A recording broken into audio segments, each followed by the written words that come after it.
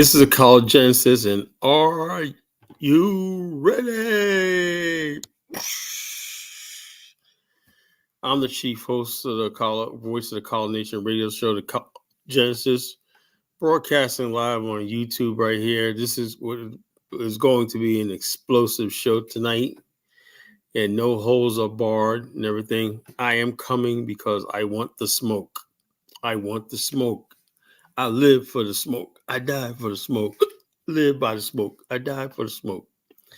I am ready for the Negro tonight, all you Negroes that want to challenge the Kalagenesis, and talk a lot of smack. Hey, I'm ready for you tonight more than like you ever realize.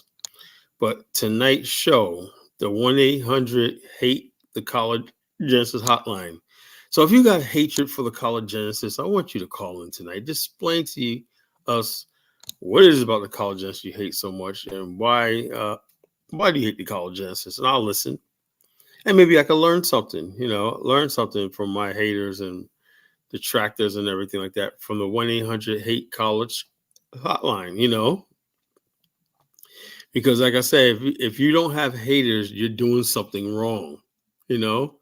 If you're making everybody happy, and like I said, you ever listen to shows where it's like a jerk off session and whatnot? Everybody's sitting there just mentally masturbating. Everybody just completing each other's sentences, getting along. I can't do that, right? I'm like this. If you don't have disagreements and outright wars and fallouts and everything in these times, you are doing something wrong. You're not saying the right stuff, or you're just a go along to get along. I am not a go along to get along. I don't give a damn about people's feelings. I don't give a damn about being liked. I don't give a damn about being friend. Anybody, I don't care. If you think, well, Collins loves me or something like that, you are looking for love in all the wrong places. Because I only care about one thing, and that's the truth. If I can't tell it like it is or tell the truth, I'm not saying it. So all you Negroes out there think you're gonna come here and weasel the way in here, caller, you are sadly mistaken, because I am not the one. I believe in the FTA. Like some people say I'm an FBA. I believe in FTA. That means foot to ass. I believe in breaking my foot off Negroes' asses, and getting Negroes right. Why? Because I love you. If I didn't love you, I wouldn't care. I sit there and just say, look, yeah, whatever. Yeah, man, we were already here in America. Yeah. Slavery didn't happen. We was a Native American, copper-colored people. Yeah. Send me a donation. Just say what I need to say to get you fools to agree with me and get me send me money. I think Tariq does. Tariq has went from a Pan-African or more. Tariq literally sticks his finger out the window to measure the temperature and see which way the winds are blowing. Once he has an idea where the winds are blowing, that's where he blows.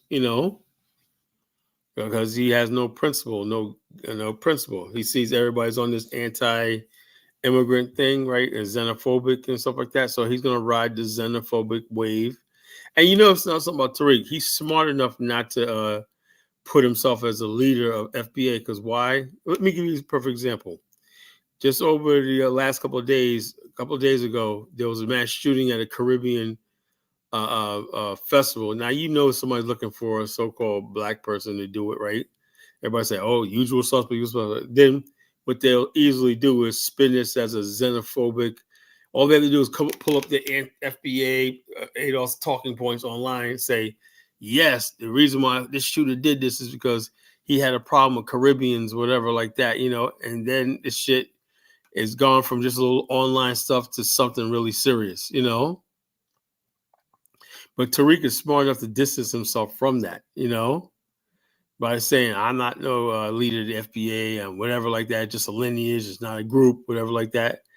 So he's smart in that regard, because he's big like that. I'm going to give these fools what they want and everything like that, but I'm not going to take any responsibility for something from the fallout from this stuff, His end game is somebody could really the rhetoric I hear from some of these guys is on violence, right?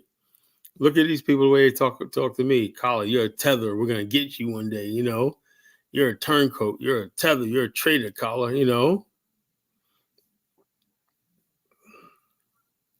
Tariq, yeah, which we call, hey, what's up, Frenchie? Tariq knows his faults are irresponsible. Yeah, irresponsibles, not irresponsible, not irresponsibles.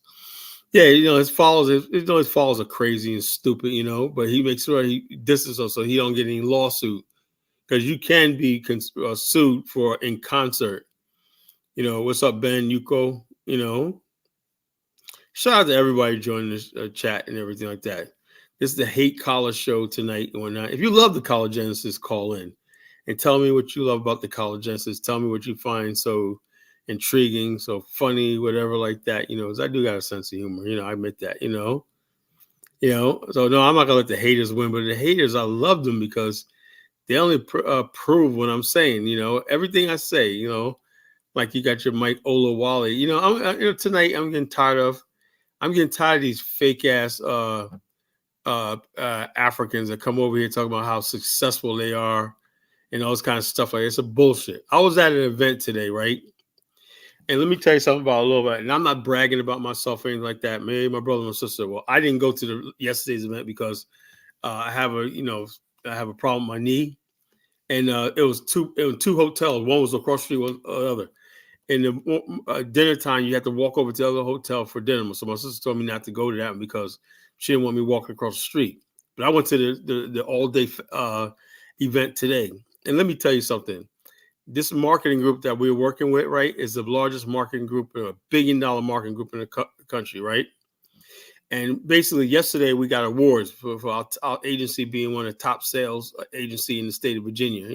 I thought we were going to be number one. They didn't say who was number one. But regardless, right? And I really thought I was dreaming about they're going to ask us to be partners, but we're not big enough yet for them to ask us to be actual partners. If the day they ask us to be partners, I will be a millionaire overnight. It said, what a partnership is? When you're in a law firm, right? Each law firm has an endowment of at least $30 to $50 million.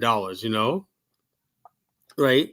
And that's an investment portfolio, hedge funds, whatever like that. That's what a law firm has.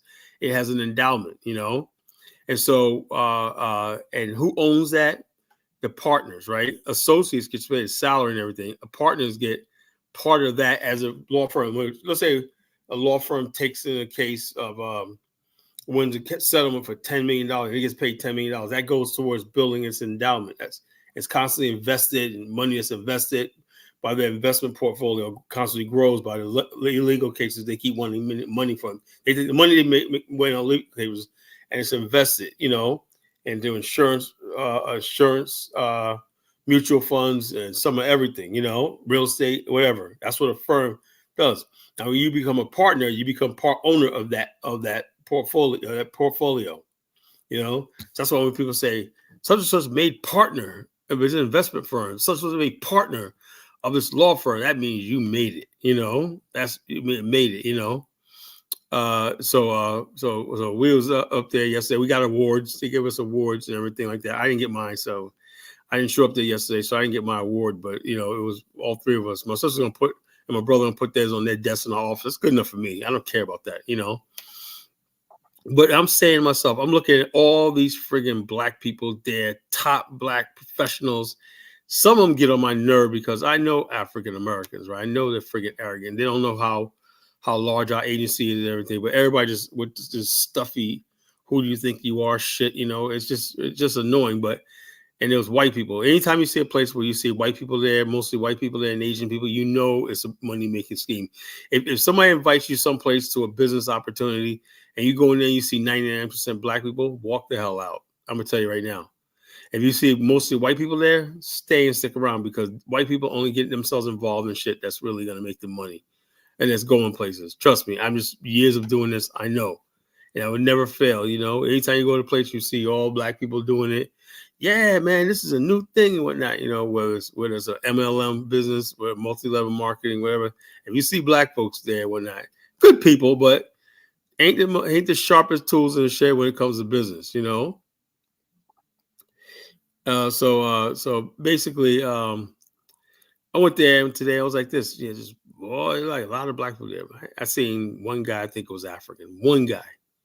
I don't know if he was African or not, but he looked African to me. He was more African to me, Aboriginal African to me, And so I'm saying to myself, where's all these so-called Africans that say that like Zongo, oh, there's no African Americans around. I'm the only black person, blah, blah, blah. It doesn't exist. It only exists here on social media. In a real life, man. And also, a lot of these people that I know in the insurance business, I've been knowing for like 15 years. These people put work in. And that's another thing. People think they're just going to get off the boat, off the plane, and 3 years they got all the success and whatnot. And all of a sudden, the company that we're working with is called Mike Garrity and Associates, right? They did their story, right? They told us a story. They said, look, they took it over from the father. The father founded it back in the 1970s. He said they went through some ups and downs, everything. They almost gave up on this, right? And it taught me that this idea. See, a lot of black people have this idea that white people got it easy and everything like that. They said, look, man, we were beaten down and nobody came to their rescue. They said they had to take out a mortgage on several of their homes, 500 to pay their agents commissions and stuff like that, to get out of debt. But they made it. Now they're like one of the best FMOs, field marketers, and we're one of their major agencies in the field marketing organization. And then we got Integrity, the marketing group that over. And then he said, "Look, man, we did this for 50 years now and whatnot. They took a long time for them to recruit us, but they were serious about building our agency up, right? And they built our agency over the last 4 years up. Like I said, I will thank them forever for that. But they told their story, how they got started and everything like that. They were like, man, they were about to walk away from this business, just like I was. But just about to walk away from this business and just like this. So let me tell you something. Life is hard. Anybody tells you that they're just gonna do like Michael always fucking Bush meeting something about you're gonna do as long as I'm doing business with it. White people ain't gonna just do business with you. The top white people out there in business have a hard time getting people to do business. When it comes down to giving up that money and investing long term, that takes a lot. Ain't nothing showed me that somebody like an Afro dumbass or whatever like that can pull real people in to do business. I'm just sorry. I'm in the business world. It don't jive with me. So if you want to buy that nonsense about these guys doing so well in America and blah, blah, blah, America, so, no, these niggas are driving Uber. They're waiting tables and everything, and they get online fronting like they're successful and everything like that. That's all it is.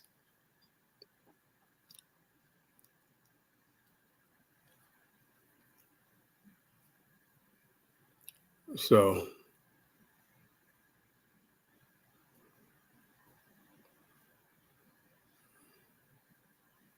yeah, Frenchie, that's why they always pick on me. They always pick on me. They always come in here trying to bully me.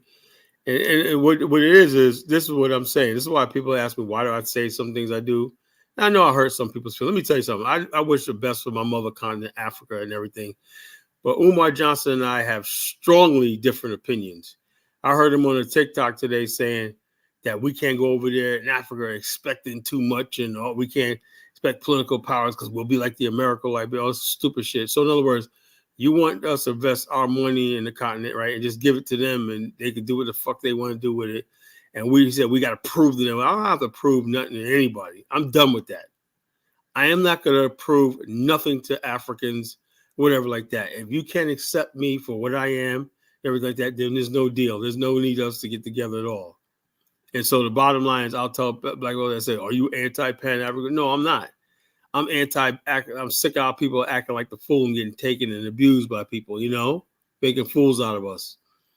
If you fix your mouth to say we don't need political power or protection over what we have in Africa, whatever like that, or some sort of political at the table or not, then you're not a leader for us, Umar. I'm sorry. I know you mean well, but that's not so. He's still trying to prove himself that means Umar is not really sure of himself.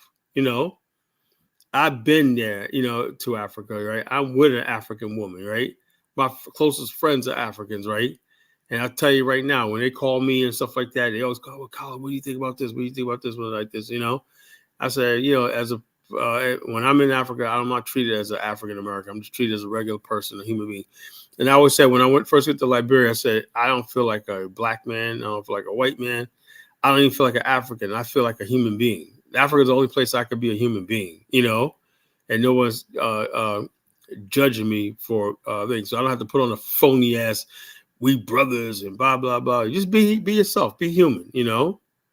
Be human. Be yourself. If you can't do that, then it's not worth it. I hate phony kumbaya, phony unity, and fake ass unity. I don't understand that. Yeah. First, I understand where you're coming from, Kala. Just don't love. Oh no, I know better. I know people like you. I know. Trust me.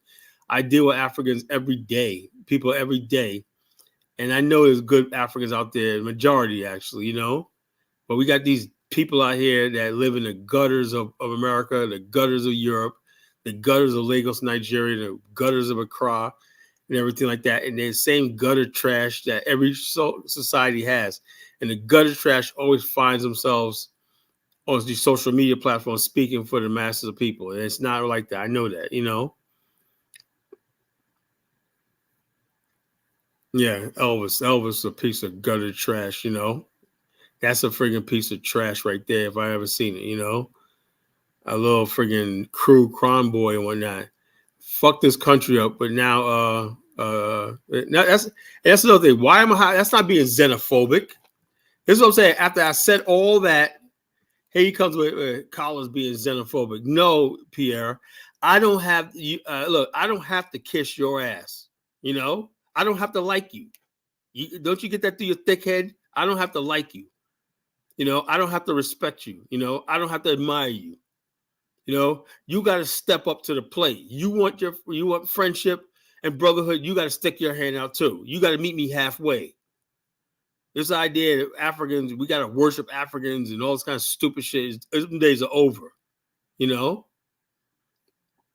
Zongo thinks a white man is actually cold. That's what I'm saying. Everything is with them is a white man. Him, Afro Dumbass, and Mike and Owen and whatnot. These people are disgraced. You wonder why Africa is the way it is right now. And everybody, and when I talk to bros from Africa, they're like, Kala, just keep saying what you're saying, man, because you're telling the truth. No, you are telling the truth. Fight for us, man. You're fighting for us, man. Just keep telling the truth. That's the feedback I get from real Africans on the continent, and I'll never let those people down. But if those who think that they're going to use us and everything like that, and then we have to just cut ties, because that's not going to go down in the future. Where African Americans and black people from America are getting abused and belittled and stuff like that, Yeah, Elvis fed up Liberia. Yeah, he fucked up Liberia? These guys. Elvis a rebel. They fucked up Liberia. A bunch of savages fucked up Liberia.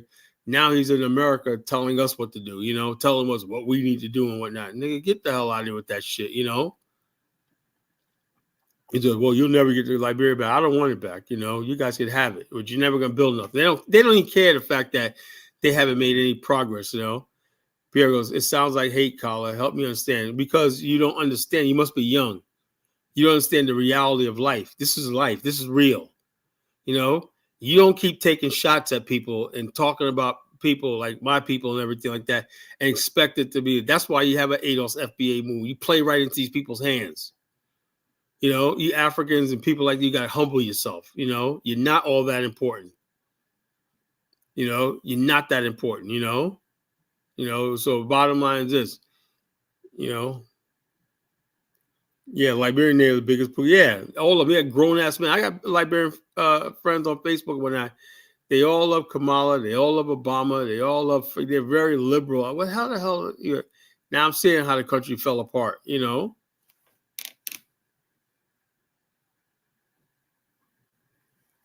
Well, I haven't insulted anybody yet. I haven't insulted anybody yet. But stick around though. I don't insult anybody yet. But people insult me all the time, And so bottom line is, yeah, Ben, it's no loyalty. But people have to better decide where they at in this global race war. Are you with us? The leading group. We're not Black America is not some little group that you're going to marginalize. We are one of the major forces on this earth, right? We have a way. It's our way, right? If you go with our way or you take the highway, you know, you either take our way, you go do our way, the way we do things, or you say, look, I want the white man. You know, no, don't here try to change us to suit you. It don't work like that. You know, you haven't put in paid your dues in this world to be telling us what to do and how we should interact with white people and everything. We know what we're doing with white people. We got friends, and we get along with them just fine. 400 years, we don't have to kiss their ass like you guys feel like you got to make them gods to get along in this country. We don't have to freaking do anything. They can't do shit to us. We're here. You know, we're not immigrants. You know. I think a lot of people resent that shit. That they're immigrants, right? And they have really no stake in here. In Black America, we don't. You know, we don't have to take shit from white people or whoever else or not. You know, and we don't care a damn what white people are never going to see us a certain way. You know, so we already have that. We already know that. You know. You know, so we already know that stuff. You know, we already know what's going on. Yeah. Monkeypox is exploding in West Africa right now. How the hell something like that was cured, supposed to be cured like 100 years ago when it's making a comeback? Monkeypox. You know, it puts my trip on Liberia on hold for next year. I'm not going to a place where I can get monkeypox and whatnot, you know, or I might have to get vaccinated for it before I leave and whatnot, you know, stuff like that. So I'll just go to Morocco. We just go to Morocco. I take Isabel to Morocco. We'll spend a month in Morocco. You know, it's a shame that, you know, my ancestral homeland is like the worst place on the fucking earth to live, you know. I do make a distinction between the good and bad Africans. You know why it is? Because people like you, a hypocrite, you instead of being on Afro Dumbass show or Mike saying you don't speak for me, why not? You know, you think these people are going to defend you, you know, and defend you, and they can't defend you, you know. Yeah, you have, oh yeah, they're saying something like this because Mike and Afro Dumbass are full of shit, you know. They're full of shit, you know. They ain't got this what they say they got. Oh, we're gonna do business. I'm a millionaire. I got a big house in Nigeria. Everybody always got some big house in Nigeria. If I had a dime for everybody that said they got a freaking mansion in Nigeria and whatnot, they ain't got shit in America, you know. Afro Dumbass, you know, Afro Dumbass. I call him Afro Dumbass, you know. He's like a person going around the internet, Gambian, who hates Black America, right? All he does is call it the blacks and talk about us every day, disparaging Black women, disparaging Black people, and blah, blah, blah, blah, blah. And he always gives a story like how he was so successful and I got 3 businesses. And yeah, right. Yeah, right. You know, right. Yeah, right. And I'm sick and tired of Black people basically going along with this shit, you know, and not calling this fool out, you know. That's why I said my brother Dollar Bill, man, just ripped him the other night, you know, ripped him to pieces. And he ran off the show like the coward that he is. So they have a mansion with no roads, no plumbing, no nothing, you know, no sewer lines, everything. They got a fucking shit in the outhouse and whatnot, but they got a mansion. You know, it's a freaking like this. Pierre said, I have a great respect for you, Carl, but you're a hypocrite. I'm not a hypocrite. I think you confuse me sometimes, but somebody who gives a damn, you know. Bottom line is I'm not a hypocrite, you know. I never said I don't hate Africa. I love Africa, right? But I will not be in any situation where I feel like I'm being disrespected. You know, and the bottom line is this: the way Africans, some Africans talk to me and talk to my people. I see it all the time. Some fat African lady the other day on TikTok just maybe some random video talking about Black Americans. You don't know who you are. You couldn't come back if you. And everybody in the comments section say, "Who the fuck is trying to get to your freaking crusty ass country when you know?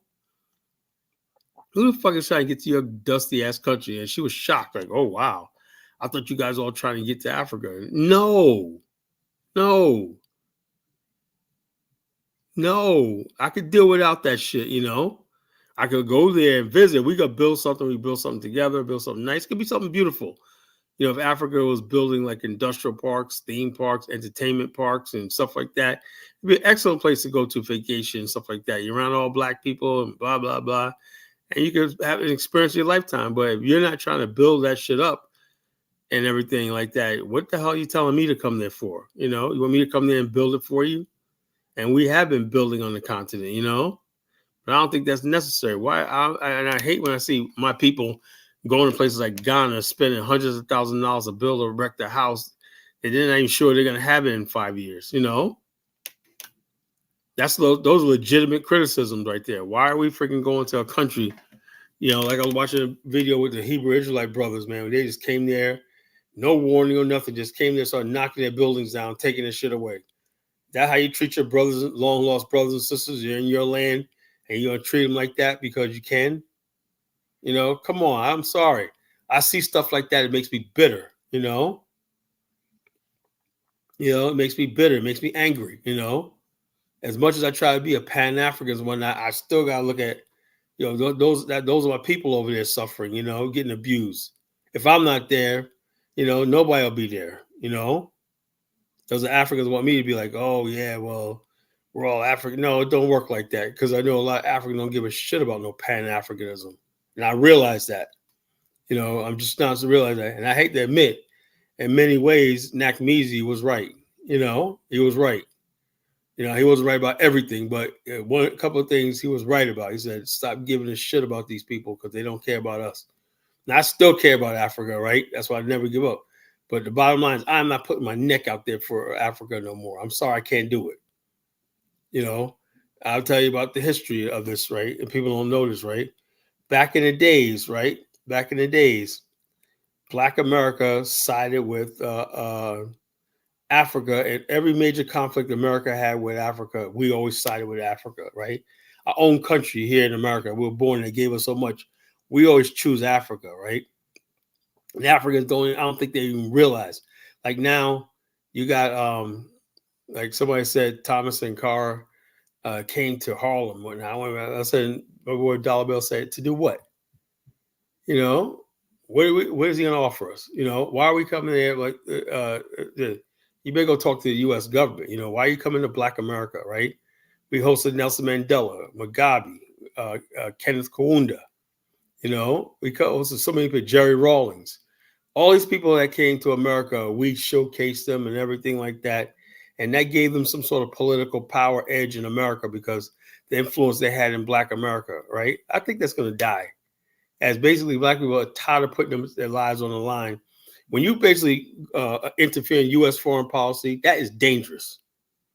That is really dangerous. You can't take that back. When people know how you really feel, white America just wants to know that you're this loyal group of people that you don't think about any other country. Well, other people can have other countries that they go to. Jews have Israel, Italians have Italy, like that. When it comes to the African American, they want to make sure we have nothing else besides the United States of America. So when we go out there and we start voicing things against the U.S. government foreign policy in Africa, that is freaking dangerous. People have been getting killed for that shit. So therefore, in the future, Africa has to start looking out for itself. We can't expect us. They said Dr. Arikana is now trying to get Black people in America to move to Burkina Faso. I don't know what the hell. I mean, that guy, Edmund Troy, is a good guy. I like his program. He's trying to take over his country. But why are you putting us in the middle of a war-torn situation? Why are you going to put African Americans in harm's way? That anytime that Sahel could break out into an all-out war, why would we want to be in the middle of that? For what? And like I said, I'm just trying to make people think. And I remember this a couple of years ago. It was back in 2000. What year was this? 2017. I was approached. The BAO was approached by some Zambian brothers, right, who knew that I had an idea for an African stand in Angola, right? But they heard about my plan in Angola, so they started hatching an idea that we can try to build one in Zambia. And what happened was some other people from America beat me to the punch, right? because I knew I was going to do my homework a little bit. It was in Barotse land. That's in Western Zambia, right? And then what I found, there was a group of African Americans went over there and celebrate Barotse land, blah, blah, blah. And you know the history of Zambia, Barotse land was independent. Then it joined the republic, right? Now you got Barotse land nationalists, right? And my brother, Malapukwe, showed me, let me show you something, Colin. And he showed me all the stuff about the Barotse people and that. He said, that's not authentic African garb. That's actually Scottish wear. These people were loyal to Scotland and stuff like that. He said he's more deep into that. And I was like, man, wow. So he said, yeah, this is a separatist movement, right? And I said, okay, so they want to use Black America to promise us a little bit of land so they could have a strength to succeed from Zambia, which would cause a war. But he was like, well, Zambia was ready to give them their independence, but you know, it's it would cause a lot of conflict. And right now, there's still conflict in Western Zambia, the Barotse land situation, you know, and we were almost caught in the middle of that, you know. So not all these people that talk about coming to Africa have good intentions. You know, we're going to get into stuff that we don't know anything about. And so I tell people all the time, you know, I say, follow the BAIO, follow Kalagenesis, you know, and let's sit down and talk about it before you out there do it. And I have people out there that don't listen to me. You know, I got friends of mine in the BAO, you know, they got hundreds of thousands of dollars that's burning in their pocket. They're going off to Tanzania. I'm meeting some Tanzanian brothers, some South African brothers call. Yeah, you a brother when you got that money coming in. Yeah, I learned that. You know, when you got money and everything, you're a bag. You know, you think it's about brotherhood. Let that money dry up. And then you put that brotherhood shit to the test, you know?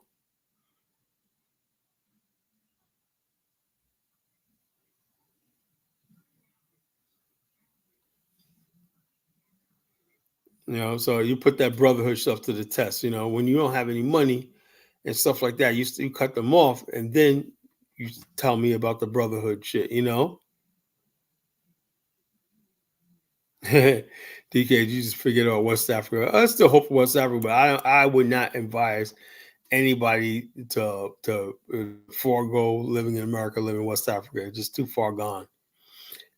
Now, countries in Southern African hemisphere like Angola, Zambia, Botswana, South Africa, Namibia, they got good basic infrastructure, you know, just like living in the United States almost, you know. You got to have that. You got to have infrastructure, you know. You got to have infrastructure. You got to have infrastructure, a way of life, and build a modern way of life. We're modern people. We can't start from scratch. We can't go back to hunting and gathering and shit like that, you know. Tanzania, no, there's too many Arabs and there's too many Indians there. You know, that's the problem with Tanzania. Yeah, Mark Bland. Mark Bland is a friend of mine. Mark Bland is a good friend of mine. You know, I met him years ago out here in Virginia Beach. We hung out. You know, and right before I gave him some advice, he didn't listen to me, but now he does. You know, but you know, he was like, yeah, he wanted to make African dolls. And I was like, nah, I don't think so, bro. You know, it didn't work out. So, but he's doing his thing now, real South Africa and everything. I'm glad his wife decided to come over there with him and whatnot, you know, because she had years ago, that was back in, what year was that? 2016. I was like back in 2016. His, what you call it? Yeah. The Angola is Portuguese. Yeah. So what? You know, we got to get over this idea that it got to be English speaking, you know. One thing we could thank the Portuguese for. The Portuguese were like the most backward country in Europe, and they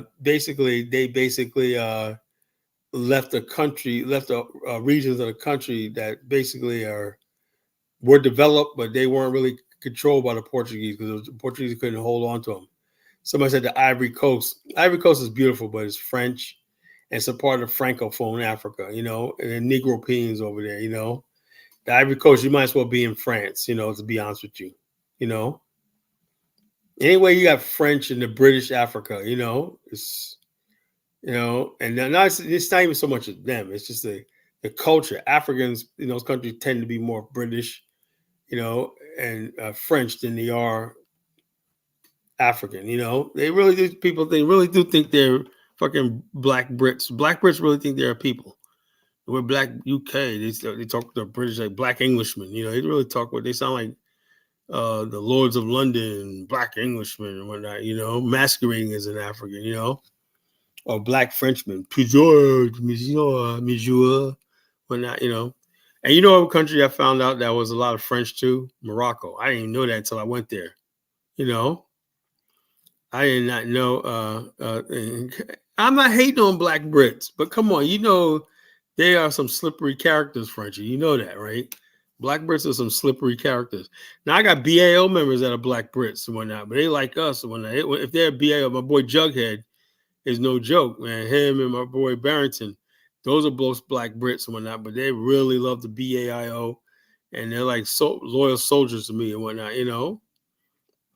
Well, they really can't stand the black people out there in Britain because they think they're so white. All they want to do is chase white girls and walk around talking about, oh, why is white people got a problem with us? Like, you're black, nigga. You know what I'm saying? You look in the mirror lately? White people want you gone. They don't care about your degrees or you're a doctor or you got an engineer, whatever the hell you think you are. They want you gone. Just like I want Elvis gone.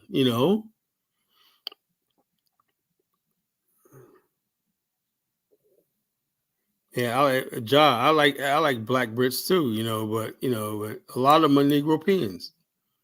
Yeah, which we call I like Morocco. I'll tell you right now, I love that country right there.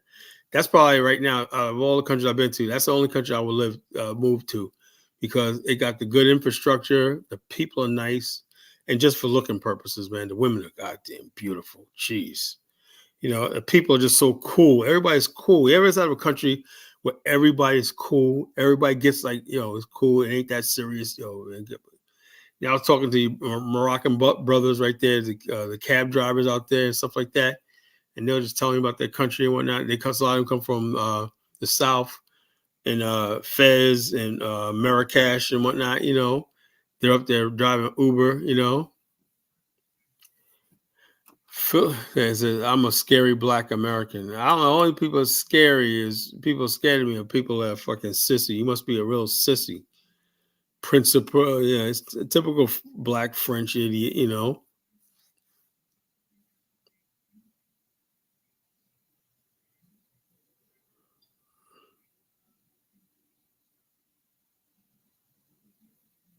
You can't say I always get a Moroccan. Yeah, I always like Moroccan, especially in America. Moroccans are. She always had Moroccan friends. I used to date this Moroccan chick back in the days. When I used to date, when I was like in my 20s, I always dated older chicks. And there's one older chick I used to date with this Moroccan lady. Man, she was fun as hell, man. And she was like basically saying that she was basically saying that see like her one guy that I worked with too was Moroccan. His name was Nori. I thought he was like a Puerto Rican, but he was Moroccan. I think he has that curly hair. No, he's Moroccan, right? And he introduced me to her, right? So anyway, she was like telling me that most Moroccan women want black men in America because they want that kids to have that the mixture of their hairs. They want that kids to have that curly hair, that texture. Think it's so beautiful when they're mixed with black and Berber and whatnot as mixtures. But I was like, wow, I never knew that. Yeah, because everybody in Morocco, man, all the popular TV shows is Black American. They said they want that hair like Black America. They get that hair and stuff like that. Look at Marsha. I think Somali. You think Somali men are fine? Those dudes are freaking hideous. Come on, Mari. You could do better than that. What do you think about that teeth, man? It looks like a fucking Snickers bar sticking out of their mouth, the Somalis, and that jacked up hair they got, Ugh. Ethiopian brothers and Eritrean brothers look good. I give them that. Somalis, come on. Come on. Not Mary. Don't do it to yourself, sister. Don't do it to yourself, Yeah.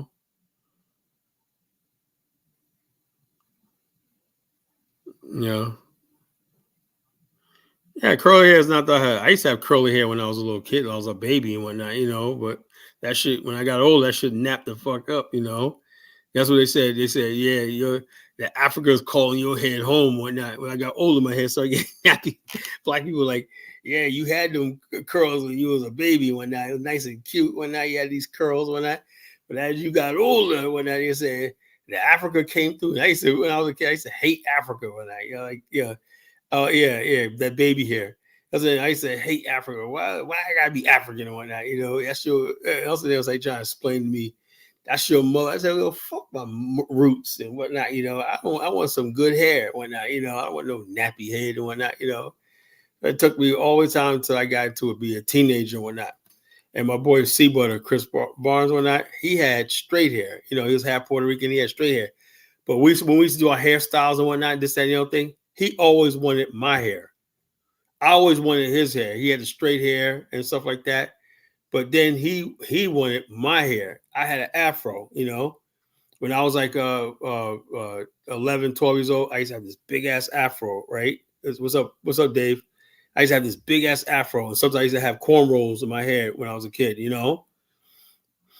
But like I said, other than that, I really hated my hair. I wanted straight hair. I wanted to be, like my Puerto Rican friends, my mixed race friends, and whatnot. I want that hair, But you get older, what I'm saying, when the girls, when you actually get a teenager and whatnot, you start have a six pack, good looking kid, whatnot, all the hair stuff went out the door, and I began to appreciate who I was as a man,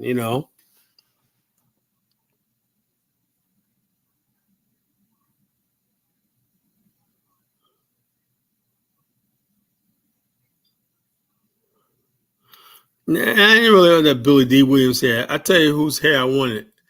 I wanted hair like Philip Michael Thomas from Miami Vice. That's whose hair I wanted, I wanted hair like that, Billy D. Williams had that freaking greasy looking shit, I didn't like that.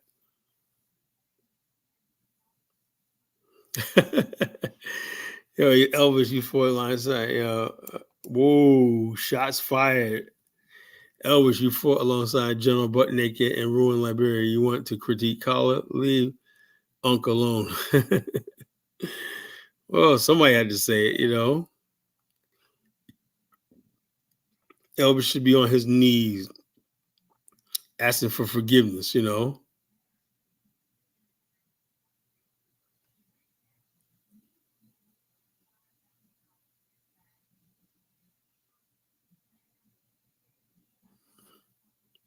Well, the comment section, like I said, folks, moderators, this is a hate collar show, so let them express their hate. Let them do it. Tonight is their night to express all the hate they want to, right? Within reason, Let them express their hate towards the Kalagenesis tonight. I want to hear it. I want to get a real feedback of their hatred towards me and everything like that, General Butt Naked. Only in Liberia, man. Like Charles Sells said, there's a white man, there's a black man, and then there's a Liberian man, if you know what that means nothing's unexpected with the Liberian man, Elvis is definitely the Liberian man, These people talk crazy, talk off the wall. Now, this is the hate collar show. If you basically have a gripe with the Kalagenesis and everything like that, I'm giving you opportunity, to call in tonight and tell me what's on your mind.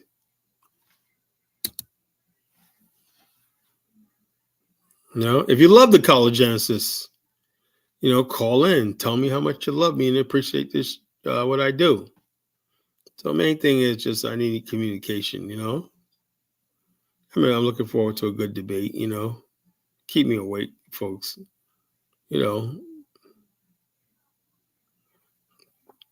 yeah, so it's good. I was talking to me and that this goofball Jonathan Miller, I don't think that's his real name. I know it's not his real name.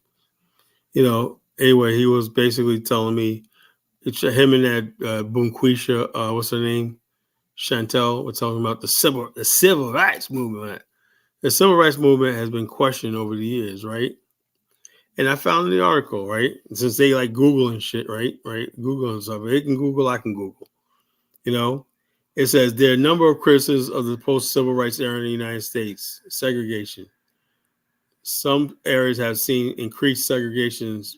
So in other words, more segregation came in post-civil rights. Many critics and scholars of the African-American politics have observed that the post-civil rights era has been characterized by lack of popularity, recognized African leadership, and clearly define, communicate objective goals of the group. In other words, I was watching one interview with James Farmer, civil rights leader, and basically the white guy was like, basically anything you give to black people is going to be discrimination against white people, and basically he was saying, no, no, no. They sold the civil rights movement as it's going to help Puerto Ricans, it's going to help poor whites, it's going to help Chinese, everything. That's the way they got the civil rights thing, because white people were dead set against anything just helping Negroes, You had to sell the civil rights. And then what really got it was when they included white women into the fold of being discriminated against whatnot. That's when it really sold, But this idea that, black people fought for the civil rights movement, whatnot, and because we fought for the civil rights movement, we could make the same case for reparations. No, it's not the same goddamn thing. Unless you could basically, unless you're planning on giving whites, everybody else part as reparations, and getting that type of support, it's never gonna happen. Never gonna happen. Let me get Elvis on the line, see what Elvis has to say. You ain't nothing but a hound dog. Try it on how. All right, Elvis, what's on your mind, bro? All right. What's up, Carla? You getting me? Yeah, I got you. I mean, I don't understand what I do to be a gutter trash, man. I don't I know. Maybe it's not you personally. I don't know you personally. Your politics is, in my opinion. Yeah, I have a different political, view than you. But when I come on your platform, it's all love, man. It's nothing personal. I don't know why I you don't always take it personally, insulting me man. on this I on these appreciate you shows. coming on. I Yeah. appreciate you coming on, man. But I So want to say, something. I couldn't catch the last live. I think it was a couple of days ago, yeah, and I you was want to on. The give a. last one I did, you was on. I didn't do one. Oh yeah, okay, yeah. I didn't do one The last night. yeah, the end of it. But I want to give a shout out to Jonathan Miller. I think he did a good job keeping that dude in check when he was trying to disrespect black women and he tried to disrespect Chantel. I think Jonathan did a good job. I mean, Carla, Let me ask you a question. Let me ask you a question. yeah, I go ahead. think Jonathan Miller is. You think he's genuine, or he just being all contraire? Not necessarily. I mean, people have different views, and I'm not even talking about being a contrarian. A contrarian. I think the fact that he stood up for Chantel and to that dude who's But talking hold on, about but she basically don't you think Chantel asked for it a lot of times? no, no, she didn't. Okay, no. So She when she didn't. comes up and talk about I'm going to be dealt with, Colin, because I'm a traitor and stuff like that, you don't think she was out of line when she said that? Yeah, I mean that's Yeah, banter. but We you can can't just banter. you're just dismissive of that, like No, but you what I'm know. saying, Carla, is banter, right? We can banter. Me and you can banter. But when you go to insulting a woman, like that I kid don't was think I trying to don't think do, I who think said that he's danced with a woman before as if that's a flex.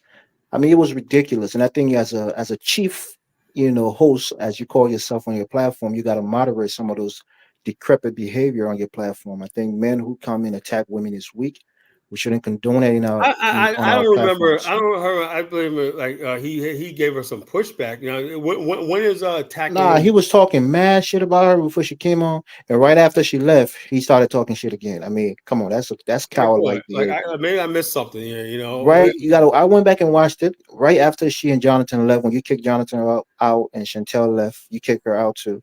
Dude started talking again. He was quiet, like Chris Tucker said.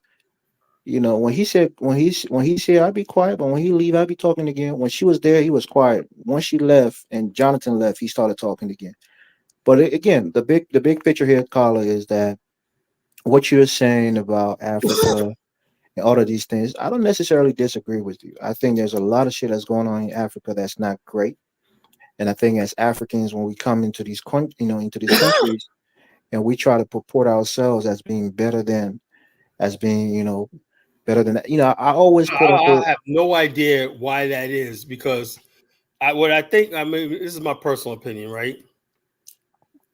I think it started back in the '70s, right, when there's a lot of black people went to places like Tanzania, Nigeria, Ghana, and stuff like that, right? And they basically were seeking political asylum and stuff like that, And then, although we have these problems in America, right? I think Africans misread that as black people in America getting persecuted. They're gonna be on that here by the boats by the million. They really, that Africans really think that. is African Americans really lined up at the piers, ready to board boats to go to Africa and do what? And I was like, when you tell them no, that's not the case, then where you guys gonna go? We got a life here in America, right? And then we're watching you guys come into this country, and at the same time, you're trying to tell us that we have no place here. We should go to Africa. Which place would you left? Right, and that's why I don't understand it. Look, when I come on these platforms, people always accuse me of caping or trying to pander to African Americans. The reality is, I see things as I see it, and I try to be as fair as possible in my analysis.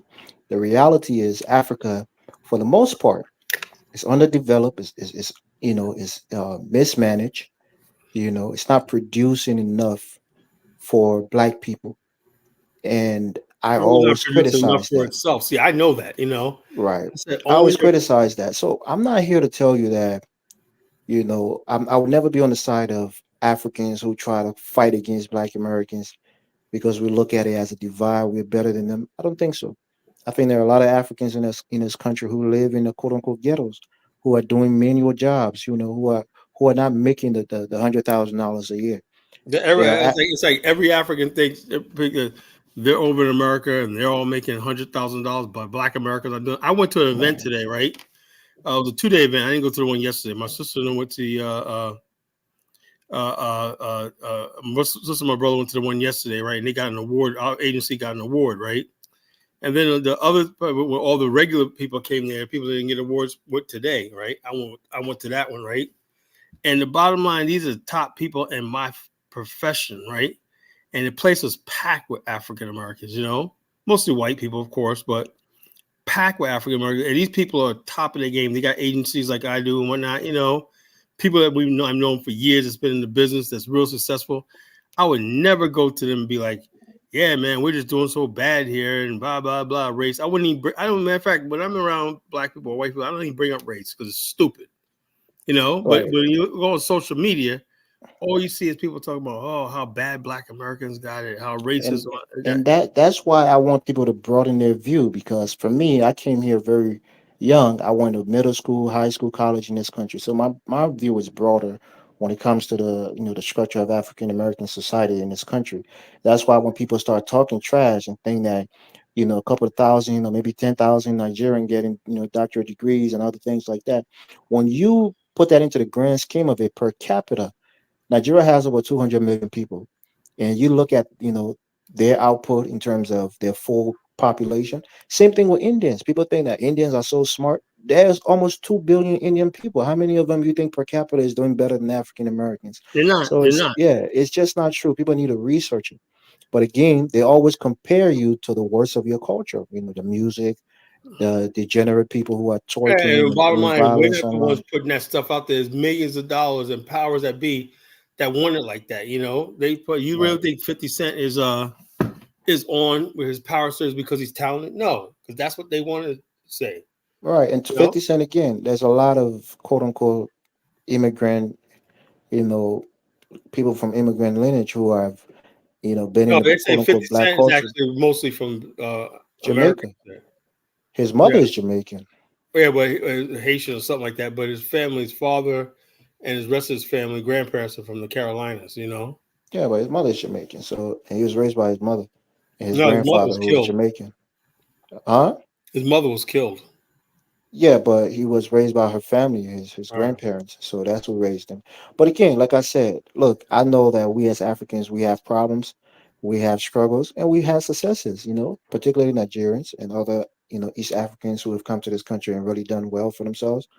Yeah, but we have our own struggles in our communities back home and even here in Let the me let me States. address this. Let me address this. What Frenchie said. It's not totally true, Frenchie.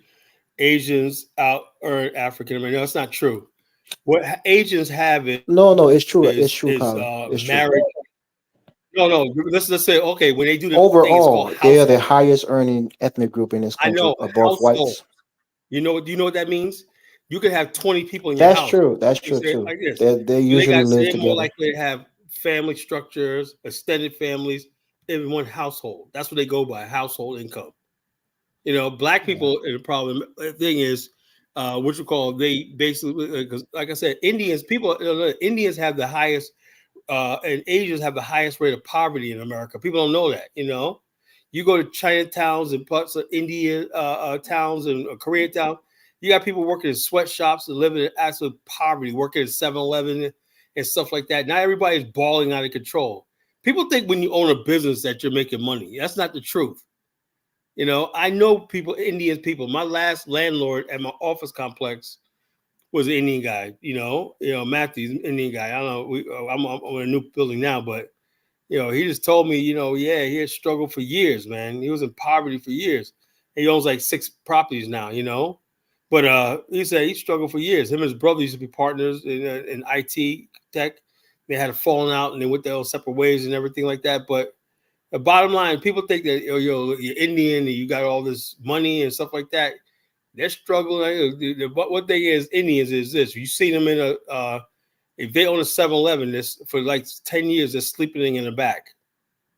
I know for myself, I know Indians who bought out gas stations owned by black people, right? Because black people mismanaging things.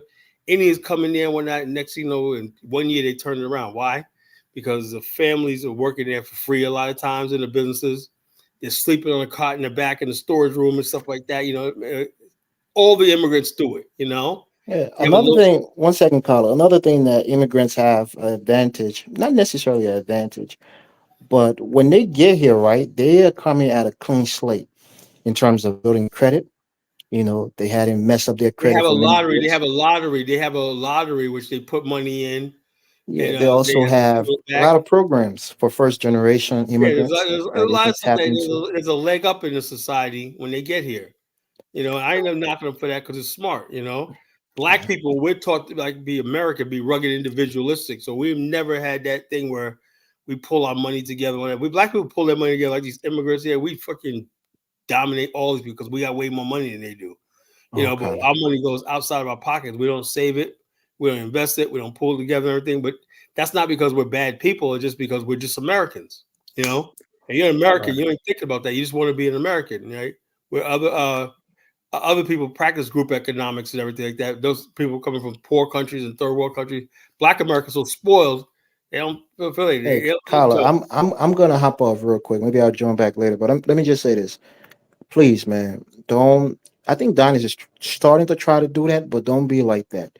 What? Defend women on your platforms. Don't like guys who come here cowards and Oh just no, I don't look. disrespectful, I don't let be nobody like disrespectful to women. Don't do that. denigrate women and stuff like that. But You yourself too. You need to take heed to that hold on. advice What I'm because you saying be is going at Chantel that crazy girl, too. Chantel, she's something else, man. She don't like me. Nah, You know. you gotta be able to deal with women the same way Yeah, you but I deal said, with but men I'm not without going to be abused disrespecting by them. them. No, I'll deal with them on that. Like I said, say what they want. I let people speak what they want and within reason. I want to hear your political opinion. I hate when people accuse me of doing something, saying something I never said, or taking a position.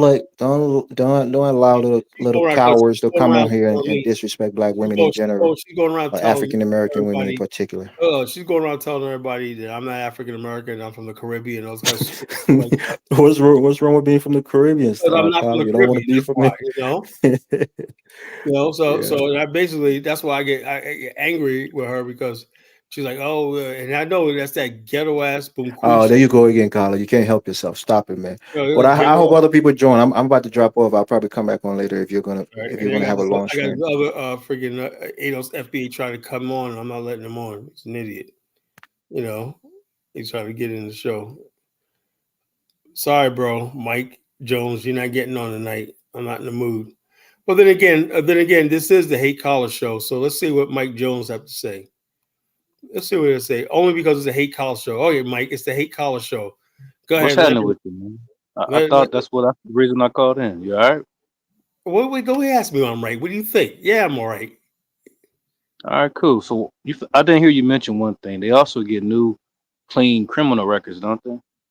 There I can don't be know. a whole rapist and terrorist in their homeland. Not only do they get new credit here, they get a whole new identity in life, don't they? We I don't get have no second idea. chances here, do we? I don't pay attention to shit like You that. don't know about that? Nope.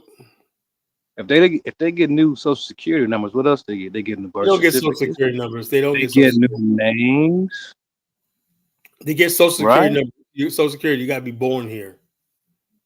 Why are you lying? Oh, I'm serious. You don't get social security So numbers here. wait a minute. So you telling me these immigrants that come here don't get a whole new second chance at life? You know what social security means? That means you're entitled to Medicare I and said whatnot. Social That's never Security gonna happen. number.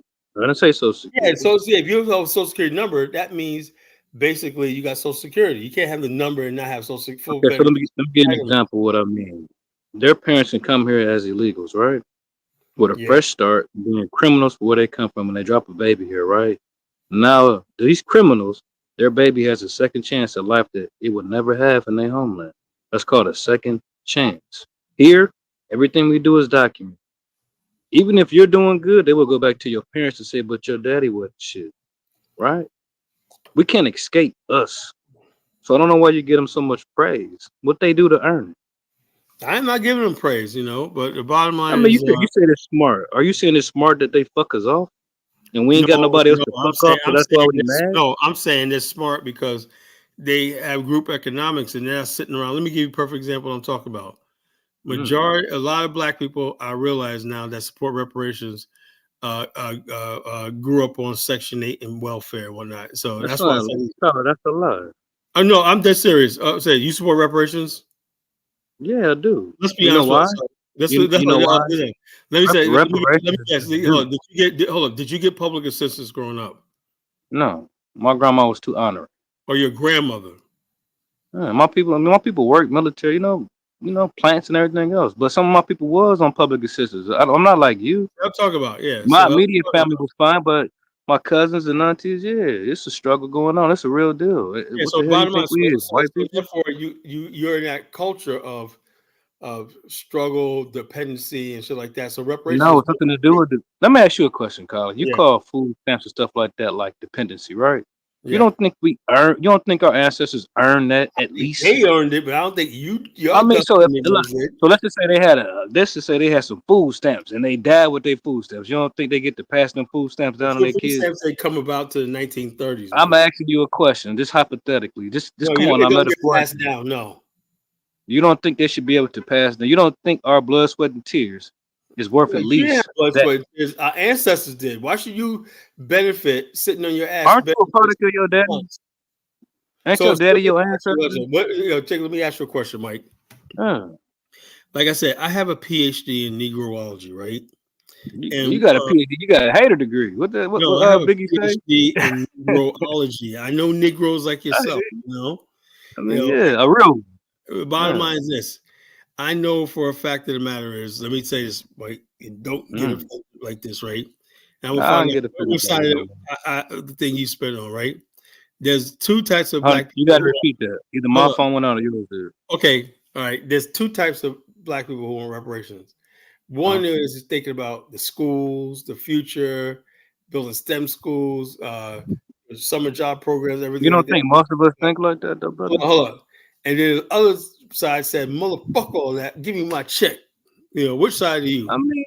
But don't you got to say, motherfucker, give my check so you can do everything you were just talking No, about? no. Yes, Get my you check. do. Get my check They go mean. hand in hand. Get my check mean. I'm trying Look, to check get it out, some Kyle. rims. Listen, it's no different than you working for Trying to get me somebody, a new right? cell phone. I'm Hold on, trying to check get it. me a new It's no cell different. It's no phone. different than back Yeah. in the day, like when our people used to work at plants and stuff, and they gotta wait in that line to get their check, and they say, "Give me my motherfucking check so we can go home and buy their kids some clothes and get a Christmas tree." And all. Yeah, it's no difference, man. Yo, Why you so making it harder what it need to be? but you know what reparations mean, right? It means Yeah, repair. What are you I repairing? know What are you repairing with the the money? damage that was done to our people. But how that repair and damage is done? Wouldn't a No, no, reparation no, no, no, no, no. Listen, you're listen, listen, building a listen. new city, I you're didn't building say a it's a new complete town? repair. Well, It's a that's what cash. reparations mean. No, no, no, no, no. Yo, Check it that's out. what It's a reparations mean. continuation. You think it's just a one time payment? No, that's what I'm saying. Reparations mean that you're responsible for making us right, repairing us. Okay, so I do you one better. Let me see if you can weasel out of this one. Everything that our ancestors did allowed these immigrants, like these Africans, right, that you Why are love you so mad much. at them? Why are you mad at No, them? no, no. Listen, I'm not mad. I want you to listen to me for a second, okay? Everything that our people did allowed them to come in and do what they do here now. So if they can benefit off of what our people did, why the hell can't we? Well, hold on. What's What your the white man? problem? The white man But benefited from don't it bring in the white for man. We talking years. about us. Hold on. Why are you mad at them? Because the I'm white not mad. I'm asking you a question. If these immigrants can if benefit they off come of into our people, America, if they how come into come we can't? America, they come into America to get Carla, opportunity. answer that for me. What? Don't talk over me. Answer that. If What? these immigrants, like these Africans, right? I had no problem with Africans. Just the disrespectful ones, right? and the ones that's not riding for us, the rest of them can go to hell to me, right? If they can benefit off of what we done, they're allowed to come here How and are they thrive, right? benefiting on what you done? Why can't we benefit off our ancestors as well? Answer that. Because you know why? Because you can go out Ain't that there a and get a job like they Africans do. so we don't get the benefit, but they do. Oh, so in other words, you tell me you can't get a job? I'm not saying that. You're not answering my question, though. So I'm how saying they are Africans getting a reparations check? listen. Yes, they get the hell. They get to start over. They get a fresh start. That's ain't that damn reparations. That's what reparations mean to us. It's a fresh damn start, caller. To do what we want to do, build what we want to build, live how we want to live, play how we want to play. I That's what need somebody reparations else. mean. It's not just about no money. I It's need just another opinion. reparations is just a tool to build. Why don't you call To in? build our own shit again. That's what reparations is, man. You I want to don't live think it's serious, limited. man. Your I scope think is you so want to so use that limited, man. check. Huh? I think you would want to check. I don't think you want to build anything. I think you just want to check. I need the. Don't you need money, Colin? When you moved your little office, right? Didn't you need money to do it? Of course. All right, then. So what's a lot of people who wish they had an office, right? Reparations would get them that money to get an office, start a business, but you say they don't deserve it. They need to go work for it, right? That business is something I built. Nobody gave me Answer anything. my question. But these immigrants didn't build anything. They came here and were given everything. These food stamps and everything you're talking about. Carla, I really do need you to listen for a second, right? These immigrants that come here, most of them are on government assistance. All of them, matter of fact, all of them, 99.9% of them are on food stamps. Even though they doctors and lawyers, they still on damn food stamps. All these fake degrees, all these fake hoax, all this fake, whatever. If they wasn't doing it at home, they damn sure ain't doing it here. They make it look good. Well, you got doctors that don't even speak good. They don't even speak good English, but somehow they get PhD. Evidence. Make that make sense. You got evidence of this? I mean, shit. Can you just prove what I'm saying?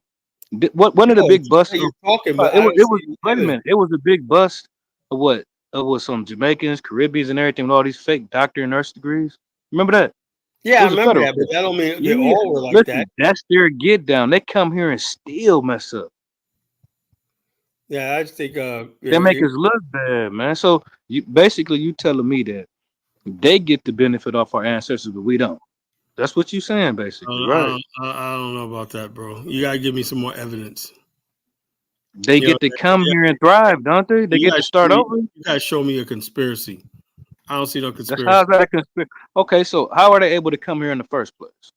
They have laws that allow them to come here. How? What laws were passed for them to be able to come here? Immigration laws, Who made it happen? The United States government. Who stumped for it? I don't know. We in some way it was a ride of the civil rights. Now you pussyfooting. Stop pussyfooting, Carla. You don't want to give us no credit, huh? Credit for what? Do we not get the civil rights passed so them they can come over? Hold on. Let me, like I said, did you read listen to what I just wrote a little while about the criticism of the civil rights movement? Listen to this, Mike. Listen to this very carefully. Many critics and scholars of the African American politics have observed that the post-civil rights era has been characterized by a lack of popular recognized African American leadership. That means we lost our leadership, right? No. Listen, one has nothing to do with the other. A lack of leadership and actually get something done is two different things. No, we dropped the ball. Also, no, we used to have leaders that used to basically. I get it, man. Listen, color.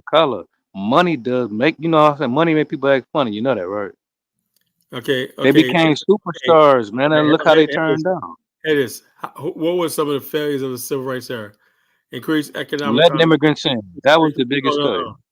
I'll say increased economic opportunity, ending strict houses that led to civil rights, institutions of civil rights movement couldn't address. I can't hear you, man. In other words, basically what it's saying is civil rights era did not end housing discrimination. It didn't benefit us. Yeah, check this out. Let me ask you this question. I hear what you're saying, kind of. We didn't benefit from the civil rights movement. If we didn't participate in the civil rights era, why are we talking about? Just entertain me for a second, right? If our people didn't participate in the civil rights era, would it even exist? Well, yeah, no. I'll tell you right now. You know why I said they would have passed it by themselves without us if we didn't care. Oh, yes, but they would have to find somebody else to do it. Man. Because the bottom line is this: you understand. So America was fighting a geopolitical propaganda going with Color, the Soviet Union. So color, they're going to have a color. civil rights movement where we went I involved mean, with it. basically, I didn't come. I don't really don't have no fight with you, man. It's just like, man, consuming the hate that you have for your own. Gee, it's I'm off not happy putting. for my own, but I just don't like hypocrisy. You know. There's nothing wrong with you giving your people credit, man, for what Yeah, I they've know. done But credit when and what I they've feel it's managed good. to accomplish through their blood and through their people Yeah, blood, we get man. credit when that, but our people You when not. acknowledge Liberia, but you don't acknowledge the civil rights movement Well, that we hold on. did. Hold on. Let me say something. It What? makes no sense. Hold on. Here's another thing right here. This is scholarship. What are some of the negatives of civil rights movement? The biggest phase of civil rights movement That we was put everybody first. That we put everybody first before us. no, That's no. the Let me most listen. negative Let's thing. listen to what the scholarship has to say. The biggest White phase of scholars, civil I'm rights talking about. movement. I'm a black scholar. You gonna No, believe me or them? come on, man. Come on. You're not the scholar, bro. Yo, Colin, let me Hold say this, yo. Look, I think the guy on the mic, you said something that I wanted to touch on real quick. That whole nursing scandal thing, there was a Liberian who was involved in it. He was like the ringleader. His name is Stanton Witherspoon. He's kind of big in the online Liberian community too. Food Network. Yeah, yeah, and he was selling fake nursing degrees for like 15K a pop. And that whole racket, I think it brought in like 114 million. And he's due to go to jail for at least 3 years. He's been trying to push it back with these little extension and shit, but his last one is over in October, so he should be going to jail in October. And we're against But it. you A know lot of what? Liberians working, I mean, CNA, nursing, LPN. as you should, brother man, because these people are actually operating on us. And you hear a lot of Right. stories about our people. See, these people don't like And us, what right? you were Because we saying, haven't Mike, I think managed your name them. is Mike, right? Yeah, About what's your name? it's Mike. Go ahead. Okay, yeah. What you were saying about civil rights, like I said, civil rights was just passed in the 60s, bro. That's not even a long time ago. No, So when we as Africans, when we come here, civil rights was a culmination of a lot of things that happened before even Jim Crow. When people was being, when dogs were being sick on people, people being lynched. That was just the end of all of that tyranny and terror that happened to black people in this country. And African mm, Americans were at the forefront of it. They fought for it, they lobbied for it, they died for it. So some of the liberties that we are enjoying, anti-discrimination laws, so opportunities you for black people, understand? we You have to understand, give right? props. Yeah, I understand. That's what I'm saying. Okay. We have to give props What to what's African wrong? What's Americans wrong with for what they color, man? did. Do we just hate? Do we hate You us? know, Like what is? Yeah, but hold on. You're it's taking nothing. it. It doesn't take any flesh of the back of Africans to acknowledge that. We have to What acknowledge I'm it talking about and thank off them the for flesh it. of my own people though, right here. Like, what? He don't listen. Check it out. I Kyler is tried. an oddball. I've been trying to trick his ass up. He acknowledged the Liberia expansion, right? But he won't acknowledge civil rights. Make that make sense. Well, let me finish what I was saying.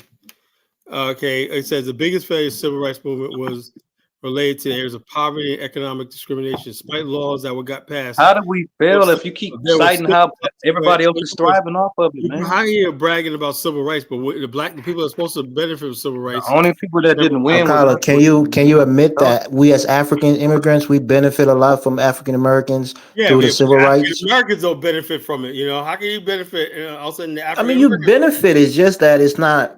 It becomes so normalized that you don't think about it. Like the new generations don't think about it. Black They people don't in think America. about voting rights. They don't think about having non-discrimination laws against you, housing discrimination. They don't think about it because it's so Nah. normalized now.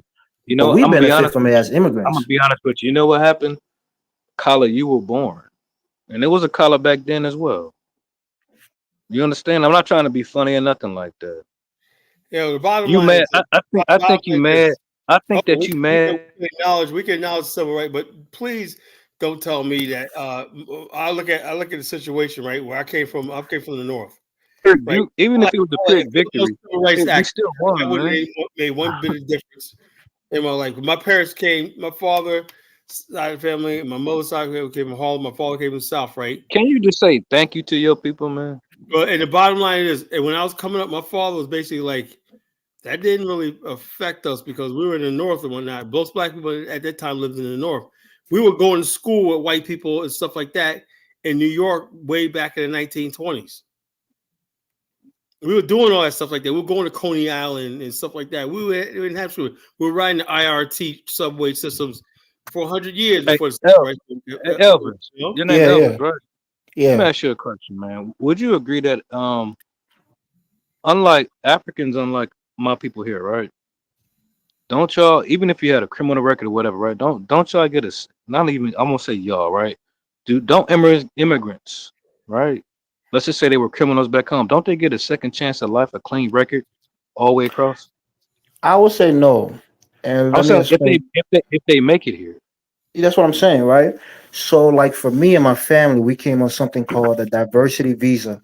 It's like a lottery that's held every year, and maybe like maybe five or so thousand people are picked out of Mhm. hundreds of thousands. And my mother played it and she won, and we was able to uh, come into this country. But let's before say you current come, you time. gotta Let's say yeah current time because back in the day, you talking about people who you know what I'm saying it was different kind yeah. of people But coming what back I'm then. You saying understand me? is you have to get like a police what is called police clearance. So you have to go to your Look at police the border right department. now, dude. Look at the border right now. Yeah, They that's just that's coming through. different, right? That's different. But what I'm I'm saying talking is, about today, 2024. I'm not. I can't go back in the day. I'm You feel me? sure legal immigration, people who are applying to come into this country, you have to They go get to through a start over, process, and and as then one of the it's process, all yeah. you It's have to get no. that It's police clearance. And if you have a criminal record, that's probably going to be an impedance to man. you coming That was here. back. That's back in the day. Like I don't know, man. I mean, you could But I say mean, that, but what is I your back in the day. reliance that this information is accurate? That these guys are criminals that's coming into this country? You know what? When I look at certain things and stories on the news and stuff like that, and they catch these people over and over and over with different names and everything. It's kind of funny. They know these people. One thing that I know about this little punk ass government, my people couldn't just run out the country and come back through the border and act like they're an immigrant. They know who everybody is who come through this motherfucker. Look, let me There's tell no you mystery. this, Mike. Let me tell you this, bro. Yeah. Every time there's destabilization in the region, in North America, or even in Africa, in Asia, you're going to see an influx of immigrants coming into this country. You No. seeing You're it looking at from it wrong. hold on one That's second. not You seeing it destabilization. from Go ahead. Mexico. Yeah, you seeing it from Mexico when the drug cartel started running rampant down there. A lot of people fear for their life, and some of them had legitimate fears. Their family had been threatened. Cartel took their sons and tried to So make why they them get to come part of here? the cartel. So why they get to come Because here? you have to understand what America stands for. You may Why do we have to disagree come? No, with no, no, it, no. Why do my people? Why do we still have to be, understand now? I because want you to. America is a I'm not. safe haven for the world, and most people want to come here for economic Okay, prospects. cool. So That's what you America don't. You, represents, whether you I like mean, it I or got not. you. That's what it is. The Statue of Liberty was for my people. It wasn't for the world. When you say You mine know people, that, what do you right? mean? Yeah, statue It for was for Europeans. Black Americans. It was not for It was for immigrants. Black Oh no, Americans? Black Americans Yeah. were come right here slaves, bro. I don't know And about Shut up. that, Statue of but Liberty meant for Stop saying that, man. was All you gotta do is look it up. Are you a study of history, Elvis? yeah, I studied history. That was my best Okay, subject cool. in So school. when they flooded in all them Ellis Island immigrants, them peasants, right, from Europe, right? What happened shortly after that? War, right? One and I mean, two. you think there's a correlation between those two things?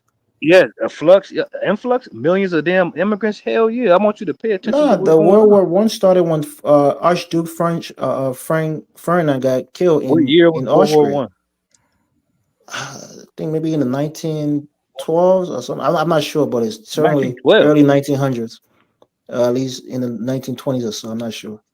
All right, then. So after the influx, all them damn Ellis Island babies, like I But it said. had nothing to do with that. That was somebody World War II was in assassinating a royal 1940s, man. from This is Austria. what I'm trying to tell you. It's not a destabilization of America. Only thing American is doing is they trying to get their military together because they know niggas is not gonna fight for them. And this I is the mean, beautiful I don't part. understand This I know you your don't, link, but one day you will. but I'm telling You you, just pay you attention know, though. America is like a safe haven for immigrants. That's the This is whole not image the of this safe city country. that you think it is, man. This is kind of Yeah, I mean, when you it get here, the baffles me when reality I is hear this. different, but Exactly, the because this is projection actually out my there. home. This is my home. Like you, I'm Yeah, even this is playing your fairy home, tales bro. I now. mean, you You think know you're what I more mean? American than those who are naturalized? Hell yeah. What the Why? hell Why you do you talking think about? that? I am the American. Why do you think that? How am I not? No, you could be, but I want you to I'm articulate asking. it. I'm not a thought. How am I not? I I want know you to that. articulate it. No, What no, makes you I more know that. American than say myself, I who know is that. a I was here naturalized immigrant? before it was the United States. I was already America.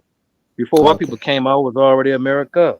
Okay, so When you they was are like dying, one of listen, those when these white people came indigenous here to this and they was land, right? You was here before the correct, immigrants came. correct. Just listen, bro. Yeah, just listen.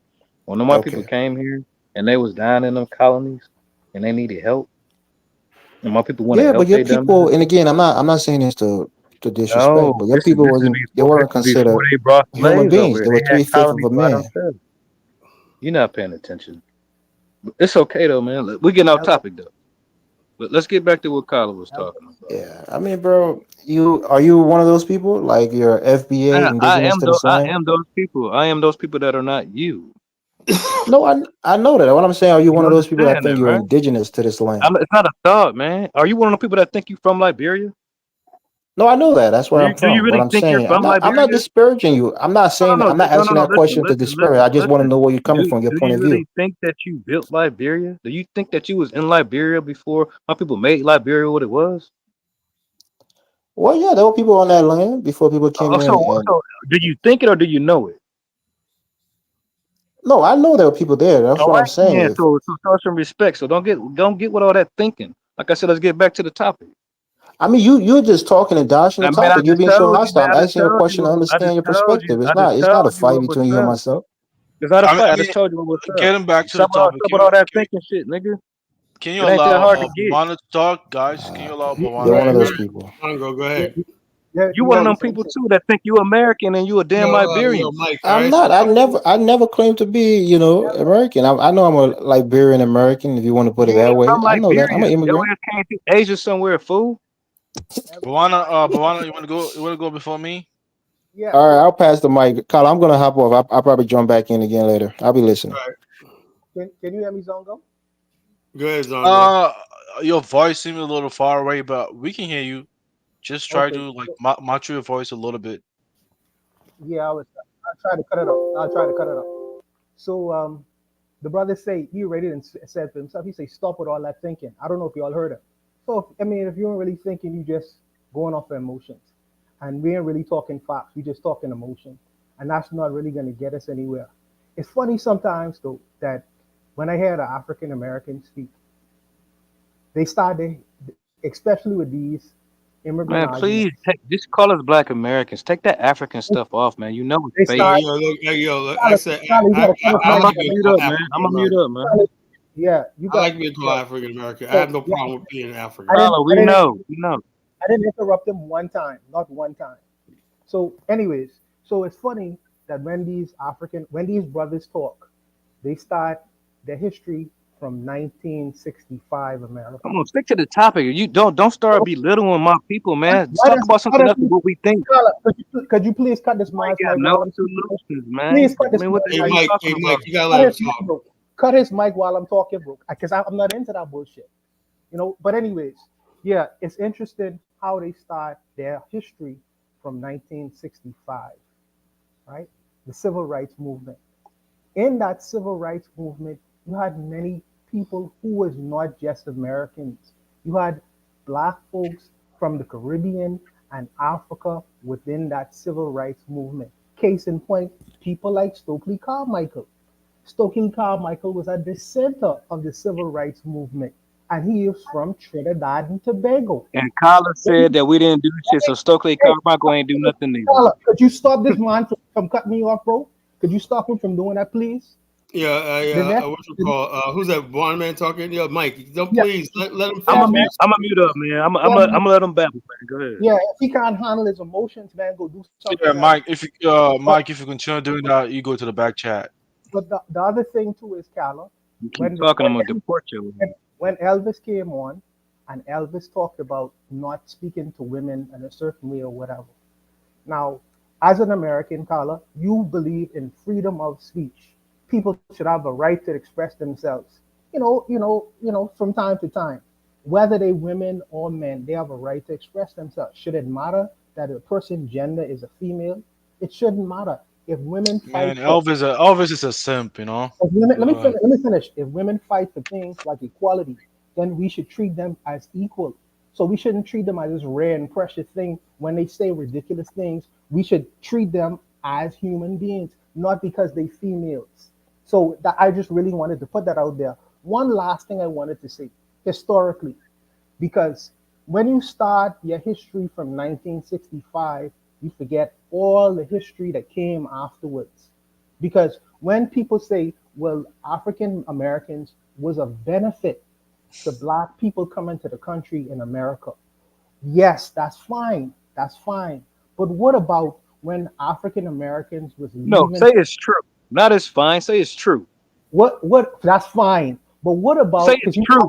you see again, he can't control himself. He Use a can't hoe, control man. You himself. can't even Yeah, do that. I'm I'm a grateful. hoe now. I'm a hoe. This is the best example, Kyle. I'm a hoe now. He doesn't like what I'm saying, so now he names call me and he calls me a hoe. This is what it If is. your mama told you that you was an idiot for leaving home, you would say that's true, mom. You wouldn't say that's fine. Now you start talking about my mother and things of that nature. He can't I handle can't have himself. that on there. He can't handle himself. But needless to say, I'll say this: in America, It's the we hate all college show, not the hate Wannaman show. yeah. So we all know that, Carla, you know about the Louisiana Purchase. You know about the Louisiana Purchase. We was discussing this last week.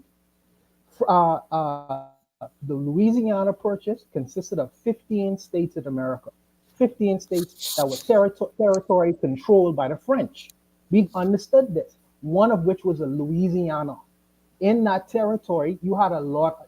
This is where French slavery was, not American slavery. So for 200 years, within those 15 territories, those territories, even if they were slave states, they were governed and controlled by the French, not the Americans. Now, if it wasn't for the Haitian Revolution, and what happened with Haiti and the Haitians in Haiti, that those 15 states would have never became 15 states of America. They would have remained French territories. So you wouldn't have American descendants of slavery.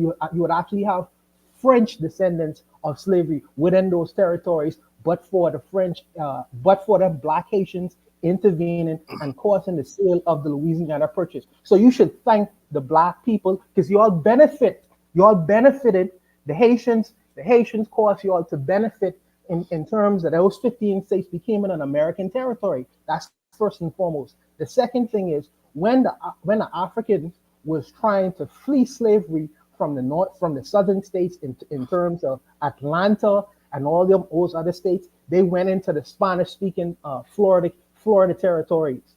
In those territories, a lot of Caribbean people were doing trade with the Americas, in particular the Spanish, in particular the Spanish, because our slavery ended 30 years before your slavery ended. What that meant was many Caribbean fishermen who used to fish and sell their wares on the shores of Florida. What did they do? They got slaves as trying to escape American slavery, and they send they talk about the underground railroad. They talk about the underground railroad going south, going north into Canada, but there was also a southern underground railroad where many free Caribbean Black folks was liberating and rescuing African Americans and taking them to the Caribbean place, taking them to Haiti, taking them to the Bahamas, taking them to Jamaica. Carla, if I'm wrong, you could tell me where I'm wrong or not. No, the Denmark VC, that was his thing. He wanted to liberate the Charleston Black people Right. and bring them Not, to not, the Virgin Islands, I believe it was. right. All over the Caribbean. Not only that, you had Africans, as you say, you are the connoisseur of Liberia. You are the connoisseur of Liberia. So you would know when the African Americans came to Liberia, many of them were welcome. They were welcomed by the indigenous population. Now you could correct me if I'm wrong about this, because you were the expert in this. They wasn't rejected. They was accepted by the indigenous population. So for you to say this whole benefit and immigrants and this one-way exchange where only y'all was benefiting and the rest of the Black world stood back and did nothing to benefit African Americans, is just a felonious false history. And I'm telling that dude, he needs to read more. He needs to read more. Yeah, look, I'll add to that, right? Snick, the movie with Snick with Stokely Carmichael. He was a Trinidadian or whatever like that, you know? Yeah, I told him. I said it. You know, He's from the the Smith. Caribbean. All of a sudden, you had core, most of the congressmen called, they were made up of Caribbeans, you know? Yeah, absolutely. There are Caribbean people here already. Not only that, Cicely Chisholm. You know, Yeah, Shirley Chisholm was from the Caribbean. all these people were a part of the civil rights movement. So you, like I say, man, And not only that, you understand something. the first banks in Harlem was Madam Stephanie Sinclair, the policy banks. They turned Absolutely. as the real banks. That I, was part of the black community. That's how the black community was so strong back then, because black was black in Harlem when that. So there's no news of our people when that. Our people yeah, was anybody who basically came to America or lived in America, lived around black folks was black. You know. right, right. So I'm telling you, brother, don't start your history from 1965, brother. There was a lot going on prior to 1965. So you can't discount the immigrant population who brought themselves to the shores of the Americas. Because yes, you have some people who are Like traitorous. me personally, I think if you have a history in America, you're African American as far as I'm concerned. I always say there's two types of African Americans, right? Those who were born here that came from the Caribbean, and those who came from the South, right? I always consider both of them African American. I never considered they like that. Now, a person who's I consider Jamaican, somebody who was born in Jamaica. Sure, sure, sure, You know, sure. if you were born in America, you technically African American. Sure, sure, sure. But I just really wanted to put that out there. Carla, you know it's much love. I don't have no hate for you, brother. But I'll let the other haters come on and give you some more of that. Yeah, man. Everybody give me shit, man. You Yeah, know. man. I'm out, man. Go ahead, Zongo, man. I'm done. Yeah, Zongo. Give your. Are you trying to join the 1-800 Hate Collar show? Go ahead. Yeah, yeah. I mean, Kyle. I mean, do you actually think a lot of people actually hate you? Man, I I do, man. I I This all makes for I good think wait, YouTube, man. I think a lot of, if you do believe in hate, a lot of the hate stems from your rhetoric, what you generally say, and you speak down Africans, speak Oh, down so why is it that FBA. how can I speak down both? African Americans are beating me up saying I speak down on them. Africans say I speak down on them. So what is it? Yeah, exactly, right. I mean, you speak down on them, and Could it so be they that I don't like? Could it be Zongo? Could it be that I so they hate got a everybody? clash back. I hate everybody. I hate African Americans. I hate Africans. I hate You know, everybody. Africans love their, their continent, to the countries where they come from, their homeland, Yeah, so I love them too. regardless, regardless of Look, I love them too, right? But regardless the of how bottom you want line to is, compare, regardless of how you want to compare the state of the condition of their nation with respect to America, but they're not gonna agree with Sango, you. you have to admit that I had to bring the temperature down a little with like Africans. They would just smell themselves a little too much, you know. See, there you go, right now. You know what I'm talking about, Sango, man. I don't know what you're talking about. I mean, there you go, right now, Yeah, trying yeah, to make it seem Africans, like, Africans really thought, they had this Wakanda thing, like and and, uh, Zamunda. and a lot of the times, most of your rhetoric, you tend to project a superiority complex, and Africans reject that. You know, they're like, no, we don't allow color coming from America ruling us in our own country, dictating to us what to do or what not to do, how to run their own countries, how they have to give up their own cultures and unite I together. never said And that, right? I mean, All I said was that's what yo, most of yo, your rhetoric project. Zongo, all I said was, and I don't take this offense anyway. I said, please don't poo-poo on the beach. Boom, boom, boom. You do, it might be a nice place to eat. You don't poo-poo on the beach, So that's a cultural thing. Why would you get surprised when people hate you? I mean, do you actually analyze what you spew I know. from your Look, mouth I most of the understand like time? this, but like I said, like I said, we got Pookies and Boomqueshas out there, right?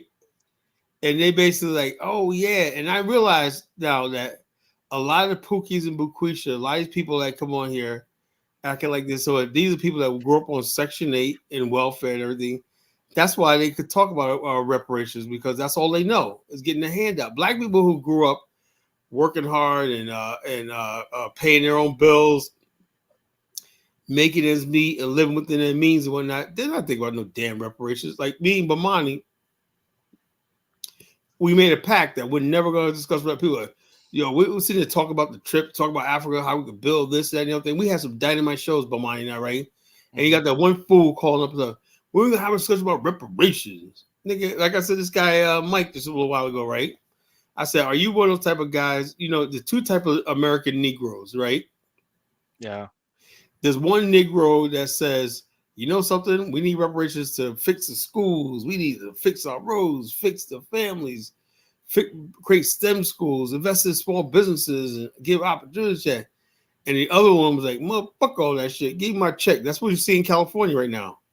You know, all those like that. People ain't trying to hear no long Oh term. man, the guy. I mean, what happened, man? What happened to the FBAs, man? Like, the during like the legislative section. I mean, the whole FBA reparation Oh, that's a joke, man. I told you the wasn't whole even internet base. wasn't even given a due consideration. It was really shocking to me.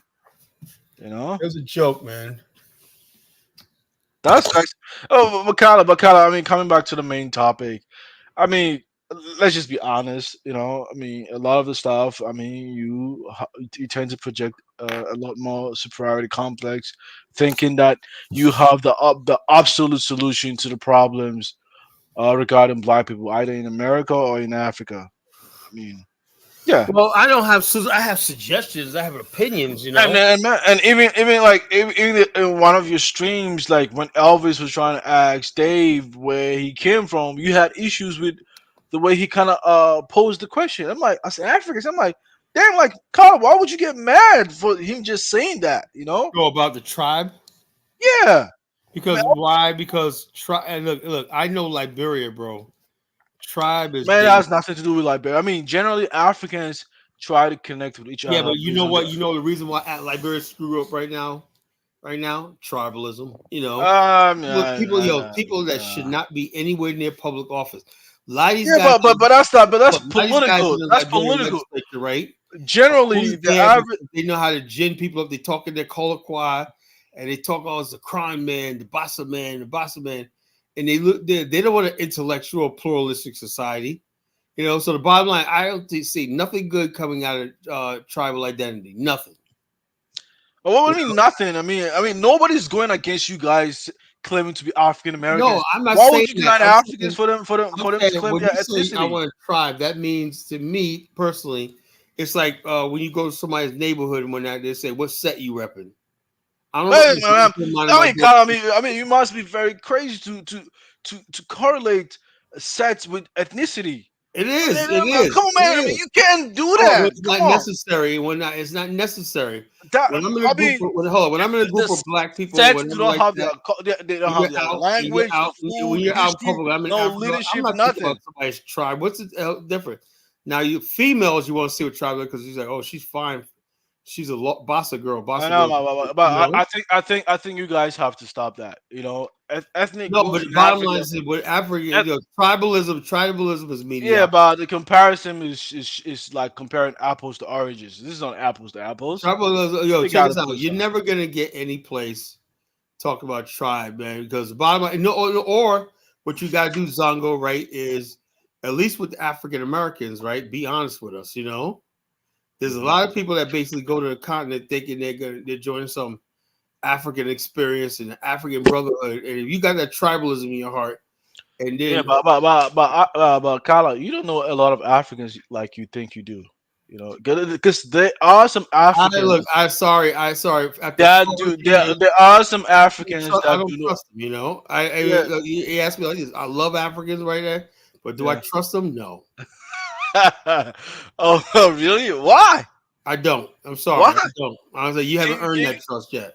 And can that's you another can thing. you explain the reason why you don't trust the Africans? Why does Africans think that they're entitled to our trust and whatnot? And I don't think that. I think what you call trust is something that's earned. I They mean, haven't earned that. Africans heard you cry. You said that like we never call you guys back. We try to call you Oh no, no, back. I that's not mean, a call back. It's the I bottom mean, line. like, That's we're not. We trying don't to need to call you come back. You back, you know, know. And we then don't need to come back. you were making some like preposterous point that when Sankara came to the U.S., he wanted to see the blacks. You didn't want him to see the blacks. No, I'm saying my whole. This is what I'm saying. Listen Why to this would you very have carefully. issue with Congo, that? listen to this very carefully. Every time we have these so-called meetings with African leaders, we get nothing out of it, and Africans gain.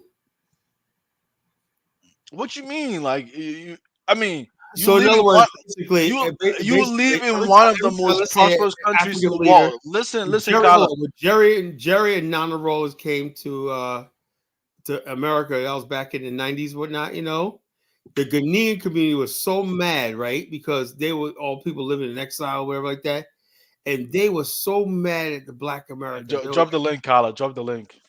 and matter of fact, that's your people. You should know about this. So I gotta listen to Mike Bushmeat Olawale tonight. Kala, you gotta be fair to Africans, even the No, check FBA this and out. stuff. But anyway, you guys were so mad. You probably don't remember this because you're too young. They were so mad. They said, "How dare you guys legitimize Jerry Rawlings?" And also they was like, he overthrew a democratically elected government, in Ghana, Yeah. And so that's what they were saying. Now, how do I know this, right? Because like I would have to know something about it because I must be telling the truth because how I know something like that, right? They're like Jerry Rawlings overthrew and he's a dictator, blah blah blah. We love Jerry Rawlings though. We quoted Jerry Rawlings all over America, whatnot. Jerry Rawlings, and then a year later, Farrakhan went to Ghana and did a speech, whatever, like Oh that. yeah, man. I was surprised. I watched the lecture. Rollins was really he was moved by the speech of Farrakhan. I'm But like, the God. bottom line is this. So I Rollins ask a question. I Rollins ask a himself. question. Wait, Rollins himself. What is He all this wasn't to? really. Do you understand? Every time we do He stuff like wasn't that, really that. He wasn't really that an educated person. He no, was just. that puts us in danger in America. Yeah, man. He wasn't that really educated person. He was a military guy that just No, he wasn't educated at all. But the bottom line, I just think African Americans should know better. The guy, Gerald, was a nice guy, but he was a clown. What do you mean he was a All right, clown? I mean, hey, Bush, Mike, what's going he on? tried the best to help his country. All right, the hate collar show, whatnot. We got Bushmeat Mike. What's going on? I'm here to antagonize, cause hatred and division as much as I can. So you didn't enjoy the bushmeat in Liberia when you went there? We don't eat bushmeat in Liberia, man. You did? We don't eat Then, bushmeat in Liberia. you're not a true Liberian then. Yeah, You claim to be a Liberian. But anyway, let me. The question I have for you is: what is your issue with ethnicity, man? Like it's almost like you just because you guys sound stupid. That's why. Man, which guy? Which you guys? Who are you guys? Like All you guys sound retarded, man.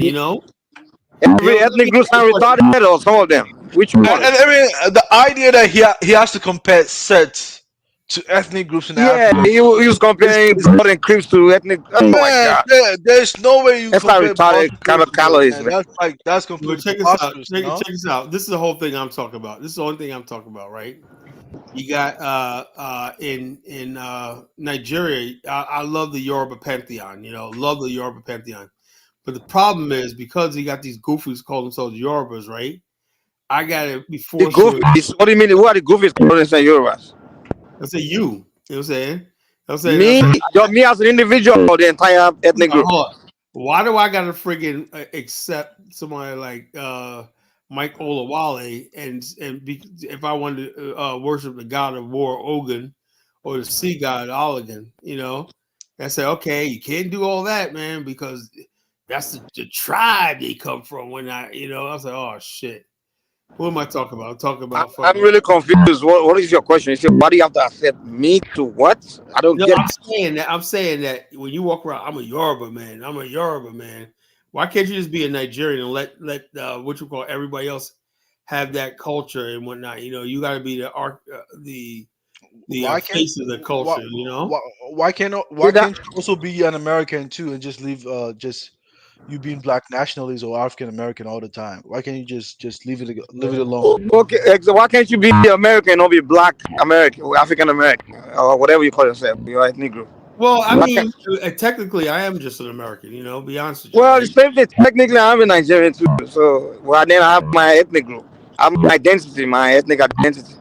But the bottom line, I just Just like like Mike you said, have I your went ethnic to identity, the just like you have your ethnic identity, right? You're an American. check this out. And But you, you I went to. Let me tell you something about Mike. I went to the event today, right? It was all don't shift the argument. When you start losing the argument, you want to run to something else. Yeah, Come on, wait, man. Don't stick to don't hold run to the dentist, man. on, You accuse me. You telling me to abandon my ethnic group and just be a Nigerian. I'm telling you, why don't you abandon your own ethnic group and just be American? just hold on. Let me finish what I'm saying. Oh, I went okay. to the event today, right? Top insurance professionals in the world were there. Integrity marketing. The top insurance companies, professionals there were a lot of black people there. I didn't walk up to every black person and I said there's a lot of mostly white people, a lot of black people there too because they're in the profession. I didn't go up to them and say, "What's your ethnicity? Which state you come from?" Which Well, no one does that in Africa. Though. Nobody wake up every day, get in the room, and start asking people where ethnic group they come from. We don't do that. We live our lives. We don't go around asking each other where ethnic group we come from. every time I hear When we get in the room doing business or doing whatever, the no one, no African go around, no one African going around ask. Don't go. Did I ever come and ask you, hey, what ethnic? Or when we get on the show, we start asking each other where ethnic group we come from. We don't. We just talk to the issue. Only time if we get to know each other or something like that, they let each other Yeah, know you where we. want to know the person on a personal level. Why wouldn't you want to know I his was people and where he come from? You know. Exactly. I don't know where color is coming from. He's acting like he's African, doing like gangster. Hey, what state you from? Hey, and then this stuff. What the hell are Yeah, you talking yeah. about, I mean, man? for the most part, when Africans actually trying to get to know you on a personal level, they actually who are your people and this like trying to show respect or reverence your own people and your history and everything. So if you say the Or, wrong, or try No, or try Ghana is he's or thinking trying to that connect everyone you in on that Africa, level. Zongo, this is what he's thinking. He's thinking he's just like he compared the ethnic group to the gangs No in man, that's America. So that's me like he think every African just hate anyone that's not from their ethnic group and want to kill them exactly, man. like the blood and Crips in America. Like if you blood, you Man, talk to that the is Crips, they'll apples to shoot you. oranges. Apples to That's what he's oranges. thinking. That's what he's thinking. He's thinking we're like Yeah, gangsters. he can't go like a comparison to that. It's apples to oranges to me. Like, That's man, why I come say on. Kala doesn't know shit about Africa, man. He's a If guy you that want sits in to, America. if you want to compare that, you have to compare like I mean Ashanti people. No, They were a nation. Kala They were doesn't a know anything nation. about Africa. He just have They were some a idea of nation. Africa in They his were a head, nation. and he just They believe were it. a nation of this of themselves before they became part of Ghana. The same applies to the house. The same applies to Yoruba people, right? I mean, the population comparable to the population of French and the English people in England. He's not gonna go to Europe and go tell the ethnic groups over there that they should forget about ethnic group and just be European. Or go to Asia and go be taking the ethnic group. I don't understand what they when it comes to Africans when I don't get it, man. These guys are just I what's don't the know. sound? What's that sound in the No. background? I think So he's Carla, driving. so what's the difference between Africa and Europe in terms of ethnicity? What's the difference? I don't know. See, Mike, because can you mute can you Europeans mute the your really comes YouTube down to it. Europeans are Oh, I'm white. driving. They see themselves white. They have a racial identity.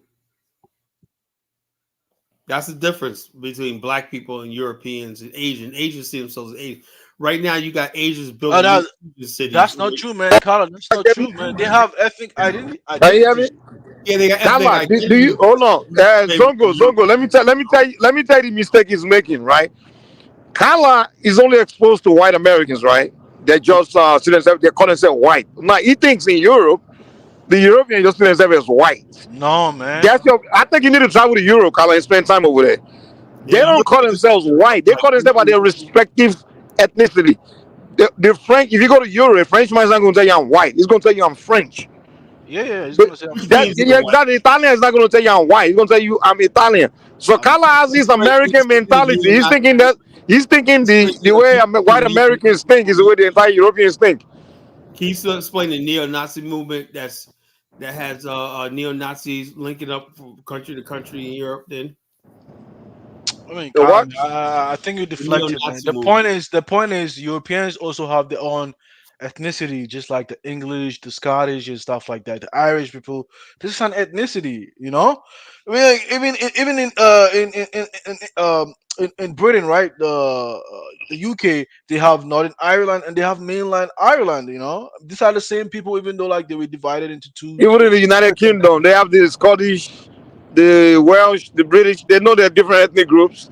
Yeah, of course, But man. when it They comes to know. That's Africa, it's when Carla be talking about tribalism. they're Tribalism. still white men. Hmm? They still came together to conquer your ass, didn't they? They didn't come together. They never came together to conquer anybody. Politically, The individual, they individually went out there to do their thing. The British went out to do their own thing. The French went out to do their. So don't be coming talking about they came together to. United There's Kingdom. never a time in history where white people came together to go do anything. Mike. The European Union. That's like coming No, together. European Union, no, they're not coming together to go against anybody. It's just European Union, and you have to apply, and it's all based on economics and individual interest. You come with your terms, so it's like deals, So it's not really them coming together to go against other race of Oh people. man, why don't you tell them to unite and just call them say Europeans, and just ignore their ethnicity or their nationality. They only united their economy, but the Exactly, identity. unite on interest. If No you want man, European country, if you're not bringing anything to the table, they're not taking it serious. You're not equal. You can't tell me in the dollar, EU they're all equal. They're not equal over there. dollar. You Yeah. can't use the American less. Even the UK, UK already pulled out of the EU, haven't they? Yeah, they are out. Exactly. Wow. So Carlo is not going to say it's tribalism. And it has a NBA Young Lion says, what about the Berlin conference? Didn't the Europeans get together and decide, let's not fight each other, let's carve up Africa like a birthday cake? They didn't come together to unite to do anything. They came together to say, "I can." They'll make rules against not having to fight each other. That's all. Oh yeah, Because the eventually, Europeans. hold on, they're making rules like, okay, we out here pushing out as individual countries. Okay, how can we? What are the rules where we don't You step gotta on do each other and things like that? That's what they did. They didn't come together to say, let's do it together, Mike, and you they don't did believe in individually. supremacy. I mean, that's cooperation just to exploit. Their So you intended guys don't target. believe in white supremacy. And the I mean, so-called carving, well, they didn't. I don't see that as any form of conquest. It's not like they were forcing the Africans to carve or anything like that. Yeah, they were I doing mean, it on their own. I It's mean, something between them. see, in order to like to progress, to attain greater heights, going forward, we have to recognize that in the past we just couldn't, defeat them, but we have to recognize that reality so we can be able to move forward. You What do you know, mean defeat? We never went to trying to defeat them. So we never went to trying I'm to. I'm saying like Europeans coming to the continent to influence or change Yeah, the but we ways of didn't have Africa. issue with it. Hold on, Zongo. First of all, when they came, it's not like we didn't want them. We didn't want anything they came for. They brought or anything. Many of us were interested in what they brought, so it was like an exchange.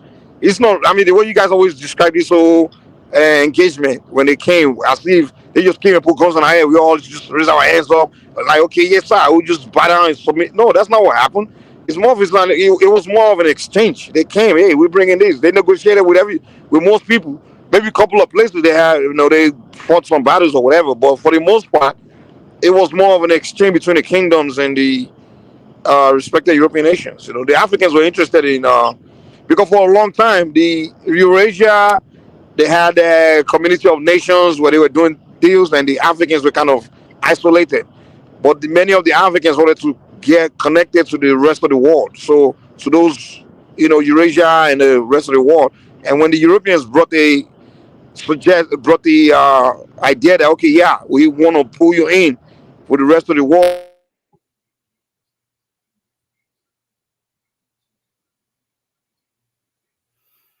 they kind of played a game where when they were eventually trying to leave, they kind of started playing this puppet game where they put the uh, puppet in charge, and they created a class of people where they started using to have their way. So they played a game, but the whole idea of them coming there, they didn't colonize anymore by force. The so-called colonialism wasn't even a conquest or some kind of forced thing. It was an agreement. It was like they were just doing. It was an agreement, really, and it wasn't colonialism that they were ruling us. During the so-called colonial time, it was the kings that were ruling. They were like, it was like a partnership. It was the kings that were really ruling. It was Yeah, but until, that's what I'm saying though. Like, I'm saying yeah, that. the people that were really governing were the kings. It was Yeah, still but the kings. I'm saying that the ethnic groups, they kind of saw, like, they kind of view themselves within their ethnic territories, and they couldn't see things at a greater depth. That's why they were able to play divide and rule among them. I mean, that's the point that Who I'm trying played to make. divide and rule? I mean, the Europeans. I mean, pretty much. Nah, I don't think they did. Divide and rule is after they left. But why they were No, there, they no. didn't know why they were there. They were not the okay. I don't know about Ghana. Maybe they, like I said, and that's the thing about when we talk about Africa, we always trying to put everybody's story as one story. You know what I'm saying? Like when I begin to look at different countries and their encounter or the experience with the Europeans, it's different. You understand? But we tend to like just maybe something happened in Namibia, and we say, "Oh, they did it to y'all, dude." But that's not what happened in Nigeria. You get what I'm saying? But then people will say in Africa that's what it did to y'all. I'm like, nah, that's Yeah, not what it did in my no, place. yeah, I didn't know much So about everyone's Nigeria. experience is different. So Yeah, that's what I'm saying. Like, I didn't know about Nigeria, but I did communicate a lot of like the northern Nigerians. I mean mostly like the hold way. on, hold on. Let me tell you. Let me speak about the Nigerian case. When the British were there, they were dealing with the kingdoms individually, right? We were not even when they left, we still kept that same system. We kind of like when they were leaving, they called the Nigerians like, okay, do you guys want to keep this idea of Nigeria that we? Because when they were there, they called it the old space called Nigeria, which used to include some part of Cameroon and different land. They say, hey, we were here, dealing with all this territory, these kingdoms of this big territory, and to us we call it Nigeria. But to Nigeria, we didn't recognize anything like that called Nigeria, right? But to them, in England, they call it Nigeria, right? But in the so-called in Nigeria, we didn't see call it Nigeria. There was no Nigeria. It was just different kingdoms, different regions, right? So they were dealing with us individually. The way they were dealing with Northerner, it was But hold Mike, on, hold on, hold on. you They can't were dealing argue with for the that though. huh? Say it again. You can't argue that they never exert their power on those ethnic group over there. I mean, a practical Exact example. power. What do you mean exact I power? mean, What? a practical example is how the Yoruba people were divided between Benin and Nigeria. I mean, you don't see that How they who? disparity of the Yoruba people were divided between Benin, the country Benin, and Nigeria. Same thing applied with No, Ashanti. hold on, hold on, hold on, hold on. First of all, Yoruba, we have many kingdoms, right? In Yoruba I mean, Empire. the same thing applies to Wait, the calm Hausa down, people. man. Calm down, calm down. The Yorubas, we have. When you say the Yoruba people, right? We have many I was Yoruba just highlighting the kingdoms. example. I can So highlight the Hausa ones, people hold too. on, hold on. The ones they were dealing with in part of Benin Republic, right? They were their own kingdom. Even the Dahomey, they were under the Yorubas too, the Oyo Empire. You understand? So we were already among ourselves. You have to understand our story. We were already the Yoruba people have many kingdoms. We call ourselves Yoruba because we share the same origin. But now we have like separate kingdoms. You have the Egba kingdom, the or your so many of us, so many kingdoms, right? But we were governing ourselves individually as kingdoms. You get it? So when the British were living, even the French, when the French came, their kingdom of the part of Yoruba that was part of the Benin Republic. When the French came, it was the French that went to that kingdom, that particular kingdom. We're dealing with them individually, but they still see themselves as individual kingdom as part of the wider Yoruba Empire, which the Yoruba Empire wasn't really. We were at that time the British king were just we were kind of independently governing ourselves, but we just saw ourselves as the same origin, kind of.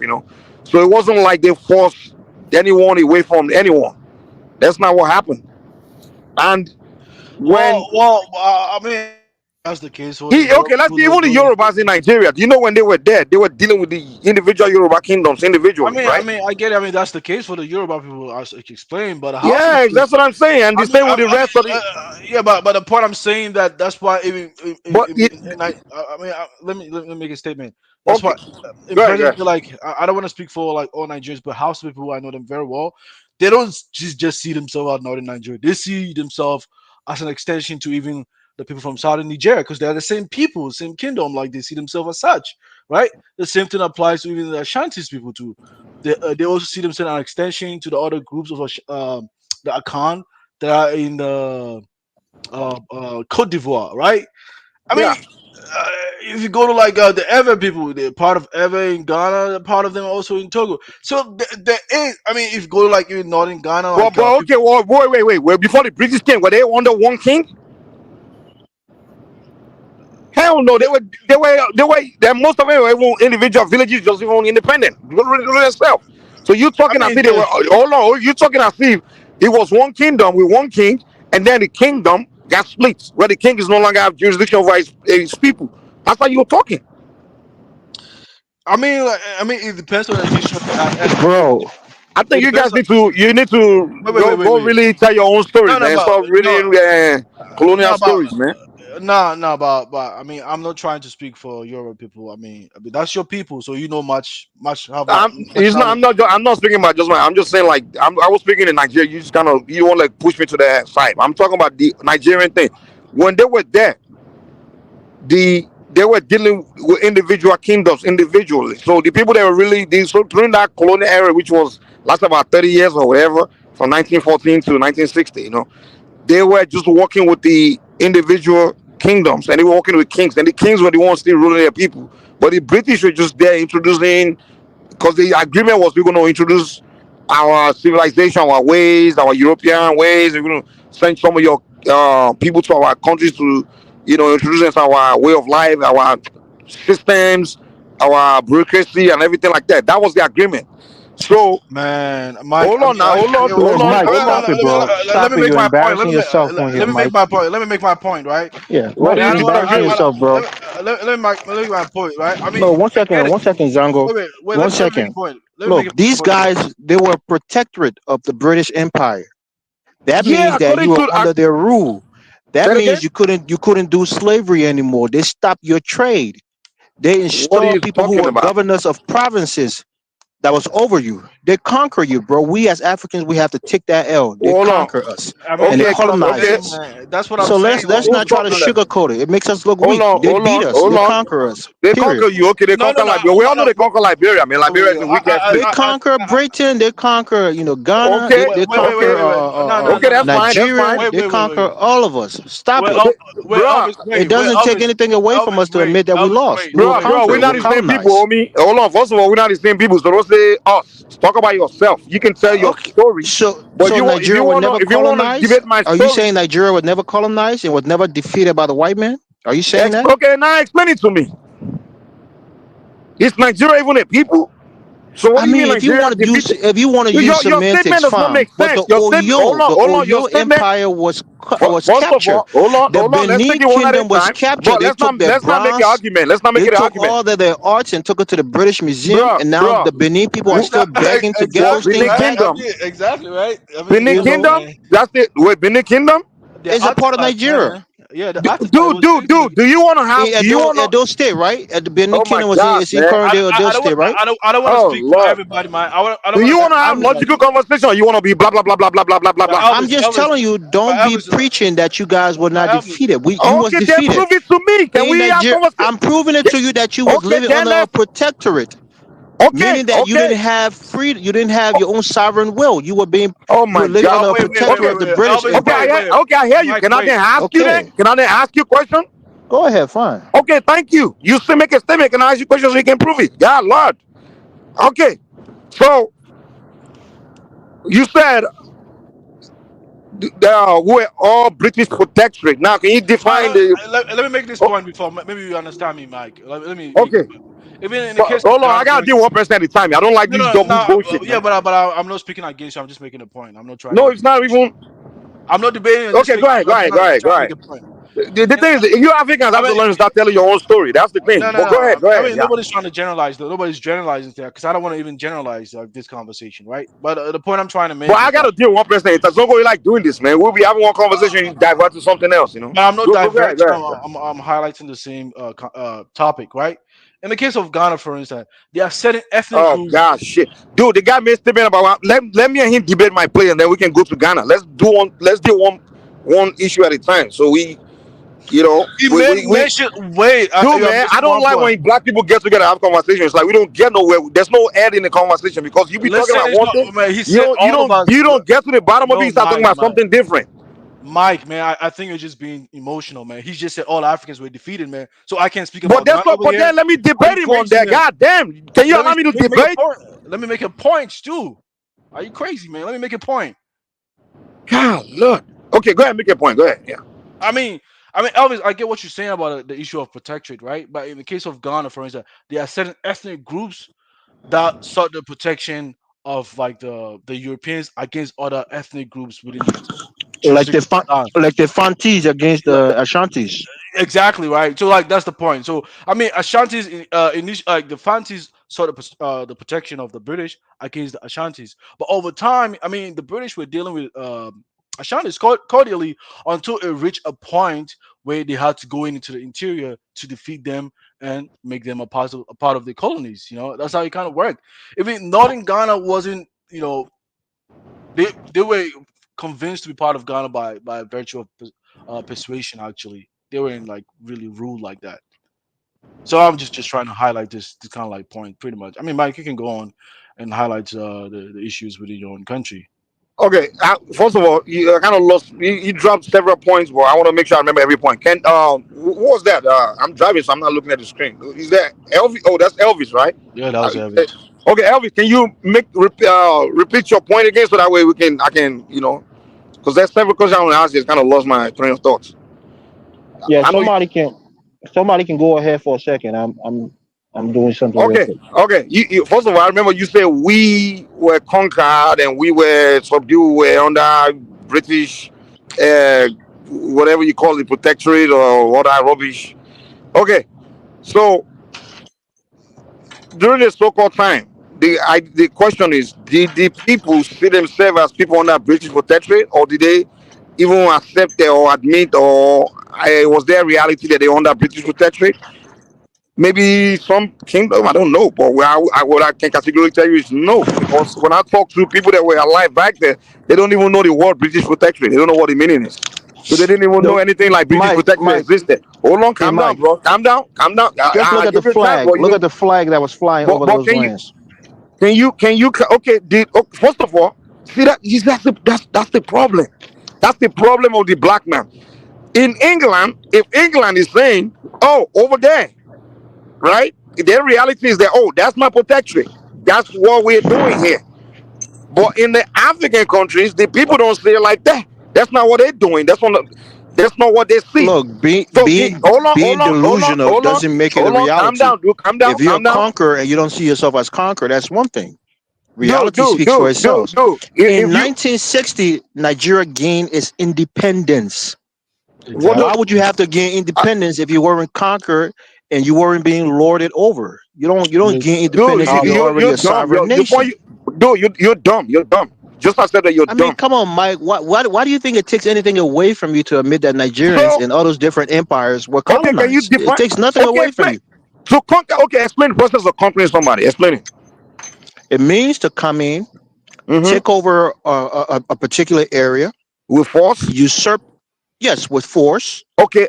Usurp the leadership and the authority of that area, and impose your own will upon those people.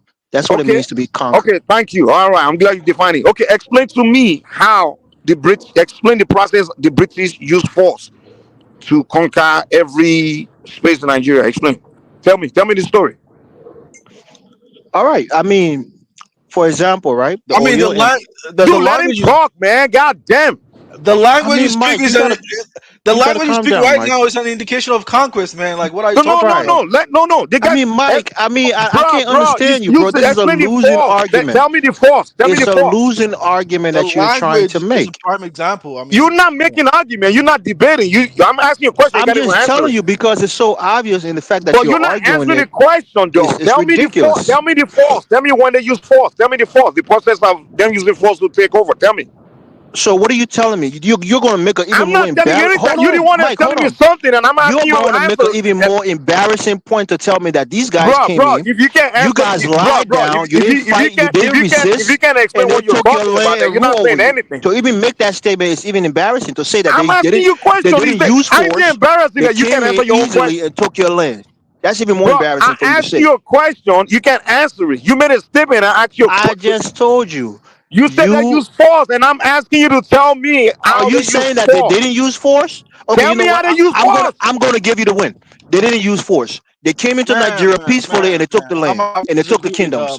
I'll give you that point and see how your argument looks. That they didn't use force, but they came in and they took your land and they water over you. Matter of fact, you're right. They didn't use force. You don't know. Okay. I'll concede that point to you.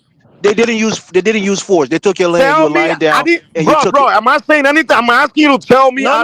Because the point you're trying to make even makes your argument worse. I'm not making any point. I'm only asking you a question, man. You're trying to argue with me on the history of Nigeria. I'm not I'm not at you on the history arguing. of A Nigeria, but all question I is know not that you guys argument. were conquered. A It worked. question is not argument. Low IQ dummy. I'm asking you said something. I asked you a I question mean, based on you're what the you high said. IQ You guy. can You give me said an Nigeria was answer. never conquered. Hey, that's a Bro, that's a did I high say IQ anything? argument, I'm brother. asking you a question. I asked you to define Don't conquest, run to ad and you get. hominems. Argue your Hold points. on, moron. Hold on, moron. See, I just said You don't do gave that, a and you I keep mean, doing definition. it. Conquest. I mean, wait. You gave a definition of conquest, and I asked you a question based on your definition. You I can't give me an defined it answer, for and you telling you. me that I'm arguing. Man, conquest shouldn't be seen as coming like the old ways of coming. Yeah, you can be conquered mentally. No. You can be You conquered already physically. defined There it. are You got to variations define of what you're conquering. talking about, But man. if you're saying that Nigeria was never But let's conquered not by play Bro, force, there is no Nigeria, dude. What is Oyo, Nigeria for to example, conquer? right? The mighty Oyo Empire, which was known for violence, right? They Okay. weren't conquered using force, and they became a protectorate of the British Empire. You think that's a flex? I mean, it could That's be an a. embarrassment to Hold the on. warriors of It could those be a. empires. Okay. They Hold probably on. were outsmarted. They were outsmarted. I mean, it could be a factor, different factors. Dude, Jungle, maybe you need to define your own conquest. What conquer I mean by you need to give your own definition. I Because mean, this guy gave this guy here gave his definition and he defeated his own argument by his own definition. yeah, but let's not play semantics, right? The fact Right. that He So, said I mean, again that Mike, he's are you false, saying and I'm that I mean, asking him. the are you fact saying that that they weren't conquered? Is that your point?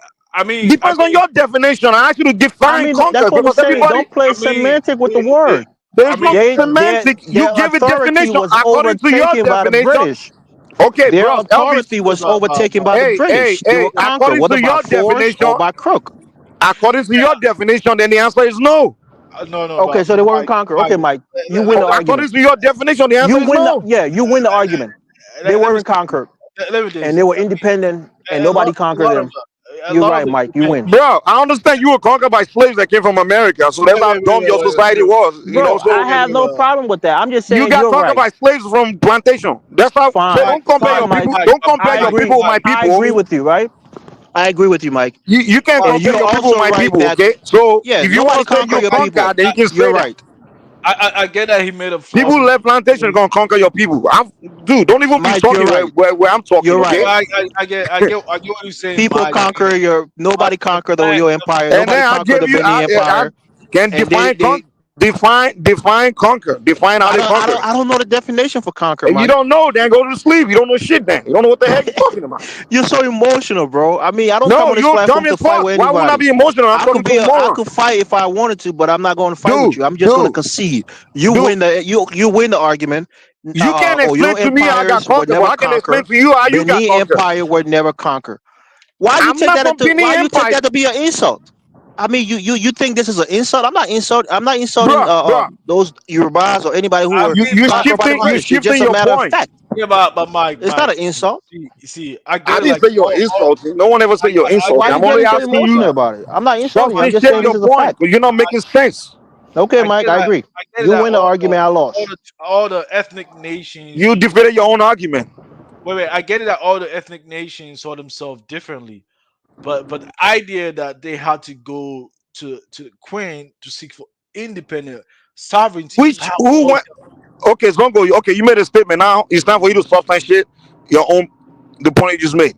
When did the kingdoms go to the Queen to seek independence? When? Please tell me. I When? mean, a representative of the people went to go to seek. When? You don't know the country. I know in Nigeria, like, it was 1960. You know the representative of the When did the kingdoms go to the Queen to seek independence? Please tell me. well, the country, the Oh Lord have mercy. I mean, representative of the And people. this is why we are. you're This just is gonna why hurt your head trying to argue Africa. with this guy. I gotta cry, You man. gain I gotta really independence. cry. You celebrate your Independence Day every Mike, year, and you think that you were Who never celebrates conquered. Independence Day? no, but Nigeria, as a nation, they Have you celebrate their seen? independence Okay, every which year. are the kingdoms celebrating Independence Day, or is it just some bourgeoisie? There's no such thing as a kingdom because you've been amalgamated into a Okay, nation. There's no more kingdoms. most of you the guys, kingdoms there's really. Have I you been mean, to I don't Nigeria? You don't understand see that. kingdoms there. Okay, cool. Listen, The Mike. kings, the people who are king, Bro, if you want to make are argument, subservient. we They are gotta make. subservient to the We federal got. government. You know Oh, that. really? Okay. Yeah, the Okay, cool. local kings, the Okay, Obas, so that's the British, right? the Olus, they're subservient to the federal government Based because on what? they're not absolute monarchs. You understand that? a lot of them Oh, agreed bro, to do anyways to get off the Zongo, country. before you run away, you made a statement. You said the kings, the kingdoms went to Queen to go I, back for I, independence, I didn't say and the I'm kingdom. asking you to prove it to me. I say the representative within that country went to seek for Now independence. you're talking about country. Oh Lord have mercy. First, there Within the was no country. Oh Lord, country, what are you talking about? A there was nation, no country. the There were representative, kingdoms. but the Dude, if British you want to started learn, if you want to learn story, then you humble yourself. Let me educate you, rather oh, than just blabbing, man. so there wasn't no representatives within that the regions where those Not from people the came from. kingdoms. Not from the kingdoms. But I didn't say kingdoms. I said within the territories of the country called Nigeria today. There was no country.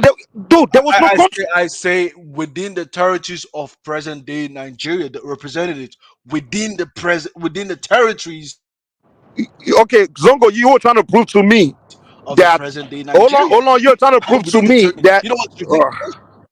hold on, guy, dude. You were trying to prove to me that we were the kingdoms, all the kingdoms were conquered, and then you said if they weren't conquered, if they were not conquered, why did they go to the queen to beg for independence? And I'm telling you to prove that the So, kingdoms, hold on. I'm telling you to prove to me that the kingdoms went to the queen to ask for independence. like, Or okay, do you want to change your statement? no, let me give you clarity to what I said. Let me give you a better Okay, clarity, right? go ahead. Yeah, So I get it. Like the way, like all like the ethnic groups have their own nations, right? So at that time, the idea of having a unified country within the same territorial boundaries was not even conceived by a lot of people. But there were representatives from each of the ethnic nations that went to the king. The that's not true. what? That's not true. We literally can count how many guys were working with the British or whatever for the idea of the Colonialism in Africa was, for all intents and So there wasn't there. Like there was. the celebration was a tribute to both pasts, the traditional past and the colonial past.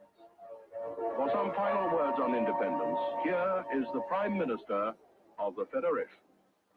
1960 is a very great year for Africa and for Nigeria.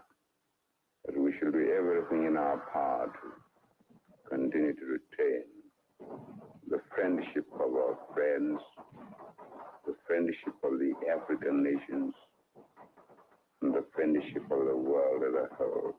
The English left behind the concept of one nation, a common language, English, and a government structure based on the parliamentary system. The task now, to combine the many different traditions and make Nigeria real.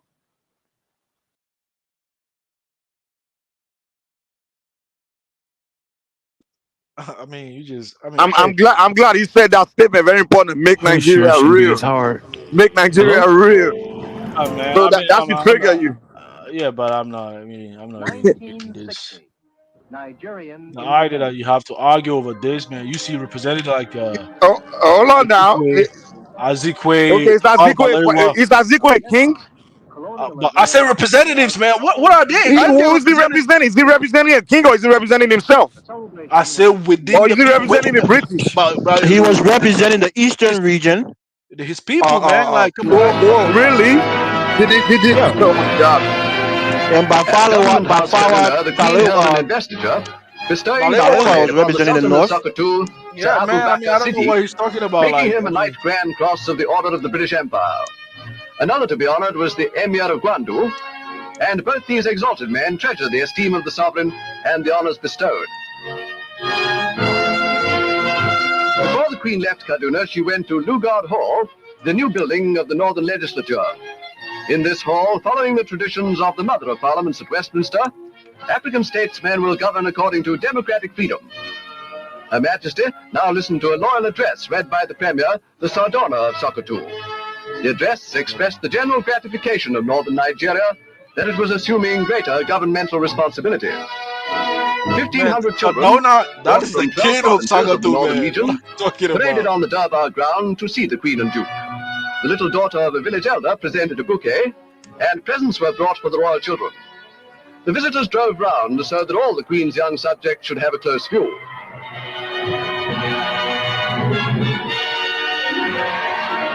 Damn. A model of a typical northern village had been erected for the occasion. These were subject. The Duke visited a tin mine near Jos, just over 100 miles from Kaduna. Jos is the center of the tin mining industry, which is spread over nearly 12,000 square miles. Going on to Enugu, the Queen received a loyal address from the House of Assembly of the eastern region of Nigeria. After that, Her Majesty held another investiture, bestowing the KBE upon Sir Francis Ibiam, who is a member of the Legislative and Executive Councils and a Doctor of the Church of Scotland Mission. Reverend Mother Mary Osmond received the CBE for her services to education.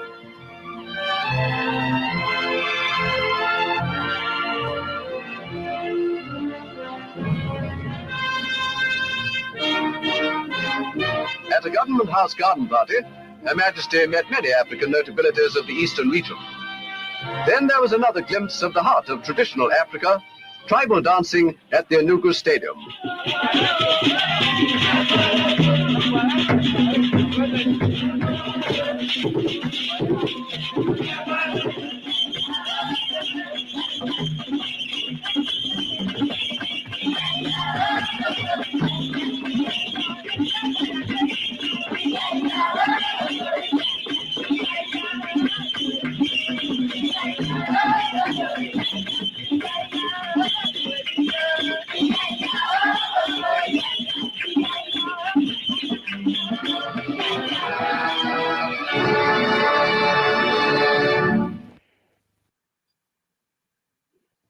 All right, man, Kyler, man, that's enough, man. I think this is. So, but you get the point. Okay, so you played it. You in 2024, a black man is playing a white man's documentary to prove a point to a black man. Are you kidding? Jen Kiggins and her MAGA teammates want to Mike, ban. Man, I mean, Mike, if you wanna play, Mike, if you wanna play dumb, man, that's on you, man. I'm not playing dumb. You the one that's playing ignorant. Macy fights for one team, and that's Man, Coastal Virginia. hey, man. So you wanna tell me that even though like those kingdoms didn't go to seek for independence themselves, currently they are not under the Nigerian system. Is that what you're saying? They're sort of separate entity from the territorial boundaries of the current day Nigeria. Is that what you're saying? The argument you're making is about conquest. If you're saying the present day Nigeria, whatever it is, right? If you're saying that the existence, if the people there themselves are agreeing, which they're still working on, they still haven't, they will agree now, they will say, but they haven't fully agreed that they're agreeing to kind of participate. Yeah, you have an argument there. Well, you can't say somebody from outside forced us to agree. And also, of course, the king. Oh no, dude, do you want me to? The thing is, you guys need to take time to come learn from the people themselves rather than just watching some, white man's. Man, there's no need, stories. man. You're not the only Nigerian, man. Other Nigerians have already explained that. What are you Okay, talking about? well, that's the Nigerian. I don't know who you talk to. That's that person. Well, I'm telling you my own version of the story. Okay, if you wanna hear it, I'll give it to you. If not, then it's okay. Whoa. Now, the documentary you play, can you name any major emperor you saw in the independence ceremonies? Or any major, hold on, any major emperor? I'll mention that. He says Sardauna of Sokoto, man. Sardauna is the king. Well, the owner of Ife wasn't there.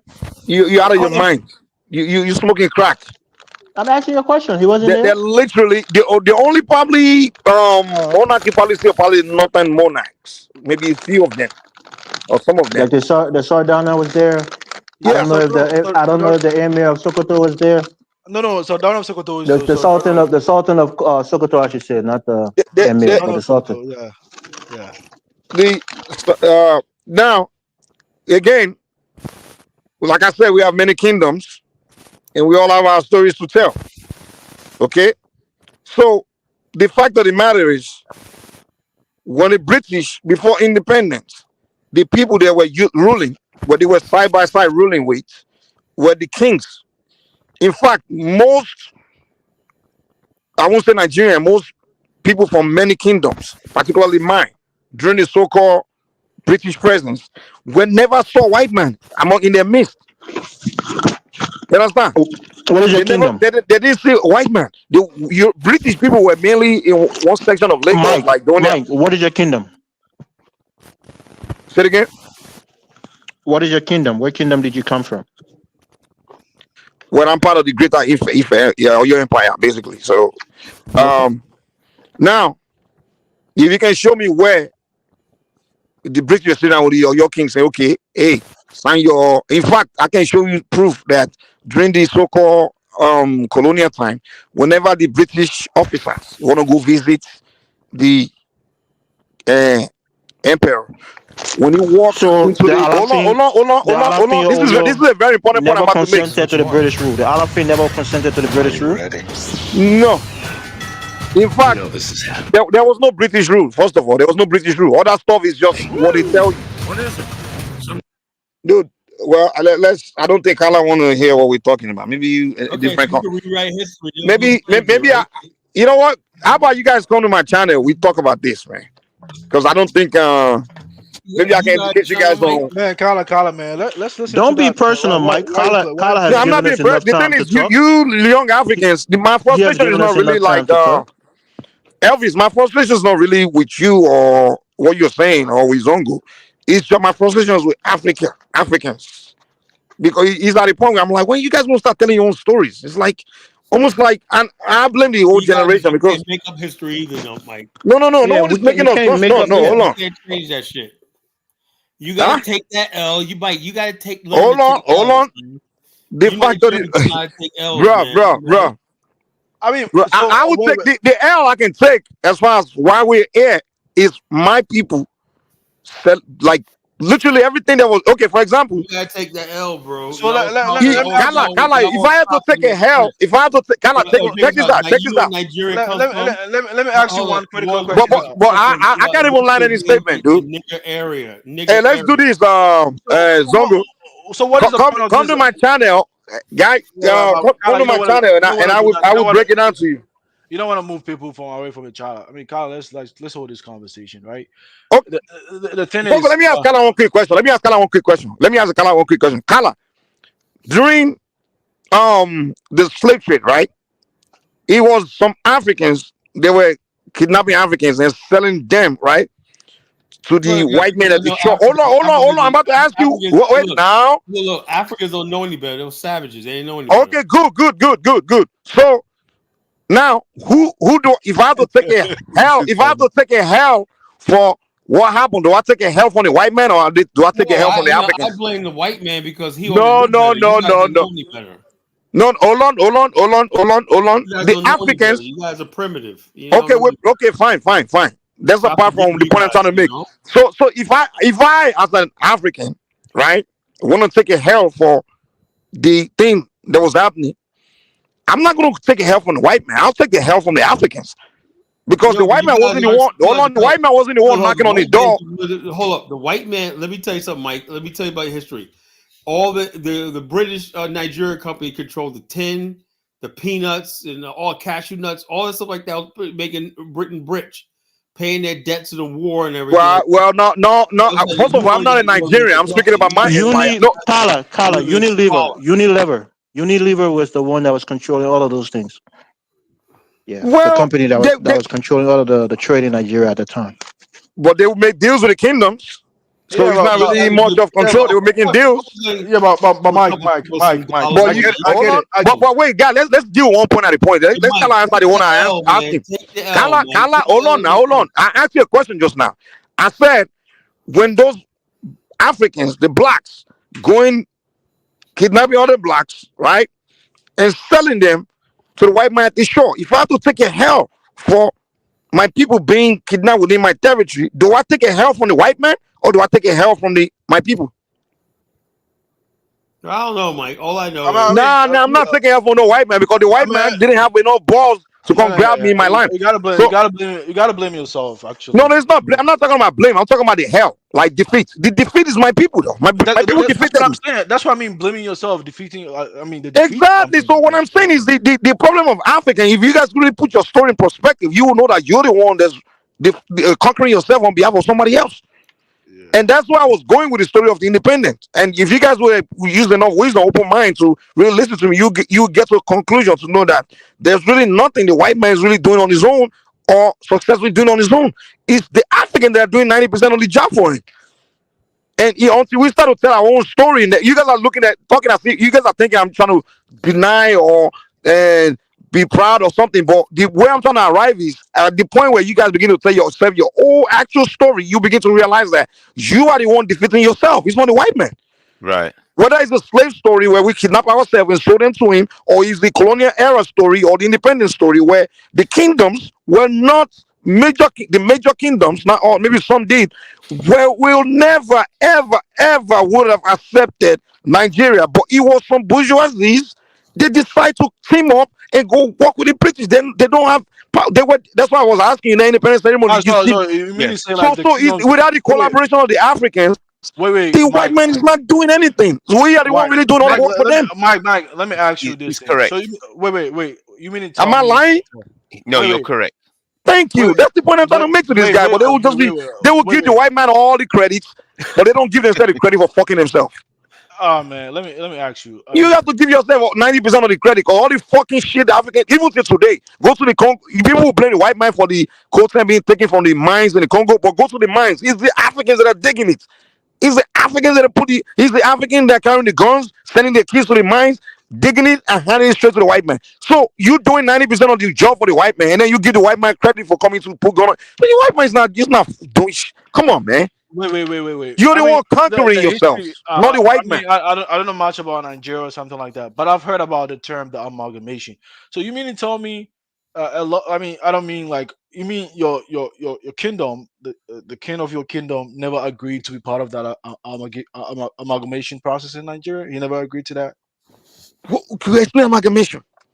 I mean, I'm asking you. I'm just trying to ask him, just clarification. I'm not trying to argue with You you. gotta even that's the thing. Define what amalgamation is. I mean, come on, man. I mean, uniting something as one entity, pretty much. And that's the thing because see, okay, what I'm trying to explain to you guys is this. I said, I'm When you asking you, hold on, did you say, because you were saying that. that's why. First of all, okay, if you go ask the king back then, do you know what amalgamation is? He will tell you what. He doesn't know what it means. I mean, Mike. See, I'm not trying to argue with you. I'm not trying to go on that tangent with you. I'm just trying to have some sort of understanding where you're coming from, right? I get it. Like there are some representative bourgeoisie went and tried to. I mean, for the most part, right? But my thinking is a lot of Don't them. before you go further, before you go, you mentioned the representative. These people you call representative, all these names you mentioned, like you mentioned all these Azikwe, all these Awo, and all these guys. The question you should ask is, were they sent by their kings to go represent anybody with the white man? That's the But question you should ask me. no. The question is like, wait. Even if they weren't And sent, wait, wait, wait, it's like a black American guy. The black American didn't send or didn't make their leader decided to go represent them in the room with the white man. And then the white man's like, oh, we are the black Americans have agreed to this, they have agreed to that. And then he's making a documentary telling the story how he made black American agree on deal with him. And a black American today is telling that no. What do you mean we agree? That's the one I'm trying to tell you guys. Well, you saying we agreed to independence, we went to England. I'm like, okay. No. I'm just asking. When you made a statement that the kings went to back for the independence, I'm asking you which king that, and you start to play a video. Hold on. You begin to play a video. Hold on, wait. You guys begin to wait. Hold on. You guys begin to show a video of some Nigerians going to England to do some ceremonies. Yeah, but I never. Who said are those kings. Nigerians? Were they the kings? Were they the rulers? Yeah, but I never said kings. I said representatives because I knew it wasn't a king themselves. My understanding Who picked them? Was it not the British that picked them? Wait. No, not necessarily. But my Really? understanding. Wait. My understanding was they always came back and consulted their kingdoms, and they agreed to They that. did not. If they did, then you would have seen the kings at the independence ceremony. They were not there. The kings are not there. Why do you think we see our problems today in Nigeria? We just can't. Today we still haven't decided what the hell Nigeria is. I mean, that's the case of like Nigeria, but I know like in The kings were not there. I was saying the case of Nkrumah, he did his best. He did like reach out to a lot of the kingdoms. Well, the story of Ghana is different. That's what I'm saying. Like we need to start Africa. Everybody have their stories, so we need to start. But I know, but in the case of Nigeria, I know for Northern Nigeria because I interacted with a lot of them. To follow Balo, I mean, he had the support of the Northern Kingdoms. Actually, you know, I mean, he was part of the royalty. I mean, you can't even deny. him, like that he wasn't part of them. You know, a lot of them actually agree with what he did. Do you know Masses. that hold on. Do you know that northern Nigeria have many kings? They have the Kanuris, they have the I thieves, know. Idoma. Exactly. Okay, so one guy from one kingdom in Sokoto, where they went there or whatever, Kanu and Sokoto, basically. So you're saying he was there to represent the whole northern Nigeria? I mean, Do have you you know? heard of Do the you know term? what started? Wait. Do Have you you know? heard of the term Okay. Ariwa before? Ariwa, like they call it Ariwa. I mean, he Okay. was the So one who what? coined that thing. So what? Okay. If I bring a I mean, I'm Idoma telling guy, you from what hold I heard on. from them actually. Zongo, I mean, saying like, yeah. Zongo. See, the danger of a single narrative is what we are suffering from in Africa. It's like one people are the one telling story, when there are other people that have their own side of the story. Right. And Can unfortunately, I say that's the something? problem. Can I say something here? Uh, fantastic. Listen to these conversations. It's fantastic conversation. Very important. What do you know, Mike? Man, somebody thinks you're intelligent, man. Maybe you what do you guys think start of listening it? to me more rather than just Nah, don't do that, man. Don't do that. Yeah, if you know it's good So for you, don't do that. I think that the solution here is that we got to learn from the white supremacists, the smart people. What the government, they have internal affairs and they have foreign policy. Government. When we start to think like governments do, they have foreign policy. That's the way they deal with the strangers, and they have internal affairs. So the discussion whether Africans sold black is internal affairs, It's and not. no white We're not talking and about white selling. people should Yeah, not get involved. it's not about selling. We're not speaking about slavery here. We're talking about independence and this understanding independence, pretty much. Yes. So the understanding of independence, that subject itself, it has two wings. It has foreign affairs, because I was just listening to your conversation, the word that you're using. It's black African foreign affairs, and also black African internal affairs. These are two different conversations. They're two different conversations. If you start to think like a statesman, like a government, like you're in a position, we're in a position here. We're sitting on the council for the new Black African Union. This topic is going to be one issue on the government agenda. I mean, see what Mike is saying is not anything new, right? Even present day Ghana today, even the Ashanti king himself said that. I mean, in the case of Ghana, like, I mean, the king Ashanti king, like the Ashanti nation becoming part of Ghana, they were consulted. They agreed to be part of it. You know, Mm-hmm. you understand? Like when they were conquered, you know, I do, mean, they do, were. do you think the or your empire we in a million years agree to be part of a nation with Fulani that they've been at war with for like how long? 1,000 years? Like That's that literally. tribalism shit, man. No, Man, this is no, not no, about no. tribal. This is about tribalism, man. At the end of the day, like you gotta No, it's understand. not. No. No. You guys don't know the history of Nigeria, dude. You literally do not know the history of their region, like that place. I'm talking about people that are trying to like. I don't even want to get into that. Like Yeah, but it's no different from what the I'm British saying. played a scam. They played a scam, and I gotta give them credit for their scam. And but they use our people to fulfill their scam. The British Sounds like scam. tribalism Okay. to me. Yeah. So I think what I'm saying is that we've got to deal See, with the issue I of would white say this. supremacy So even first. even in Ghana, right? Even in Ghana, even like the I mean, British we can told talk all the white supremacists all we want, as long as there's Kala, Kala, tribalism. Kala, We Kala, need Kala, nothing. Kala. Even the British Togoland, right? Before it was became part of Ghana, like Volta region, some part of it, right? I mean, they conducted plebiscites. Majority of people decided they want to be part of Ghana, the nation state. Like they allowed them. I mean, for the most part, there are some kings that were consulted, and some of them agreed to be part of it, right? But maybe, perhaps, they Yeah, there agreed to was be part some. of. That's what we can say. We can argue that there was some, but we can't just say all that the major ones, like major kingdoms, like You can't say they did. You know, because there's some, maybe some. In fact, many of those smaller kingdoms, they quickly just kind of embraced it because they have many reasons why they had to. Like even many of when the British, even when the Europeans came to Africa, a lot of Africans actually welcomed them quickly because they were being dominated by, especially like the Dahomey quickly welcomed the white men because they saw the Oyo Empire was heading to conquer them. Like literally, the Oyo were heading to Ghana. Like, they were on their way. So when the Europeans came, a lot of them saw them as their liberators from the other Africans. Right. People don't tell you that side of the story. A lot of Africans saw the Europeans as their liberators from other bigger kingdoms because they were on the verge of being conquered. They were on the verge. They were on the verge of being completely taken over by other Africans.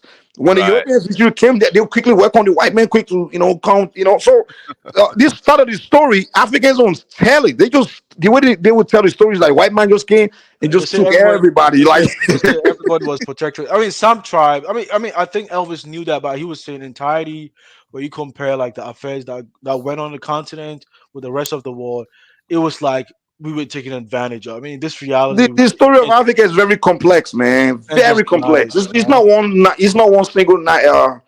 I mean, it is. It's not one single narrative. It's a multiple of different, and that's why I told you the story of one place is different from the story of another place. But it's not like Elvis just come in. Oh, all of us we just got conquered. We got no. We're not the same, dude. Your story is different from my story. So don't say Africa. We all got this. Why you have to throw Elvis under the bus? Now, I'm not doing you. That's why you came in. You just started talking as if his story and my story is the same. You made a comment about his ancestors being conquered by X. First of all, the people that built Liberia. Gala. So the bottom line, see, this is what it. Why does the Kalagenesis get upset sometimes? It's comments like that. Just basically throw us under the bus.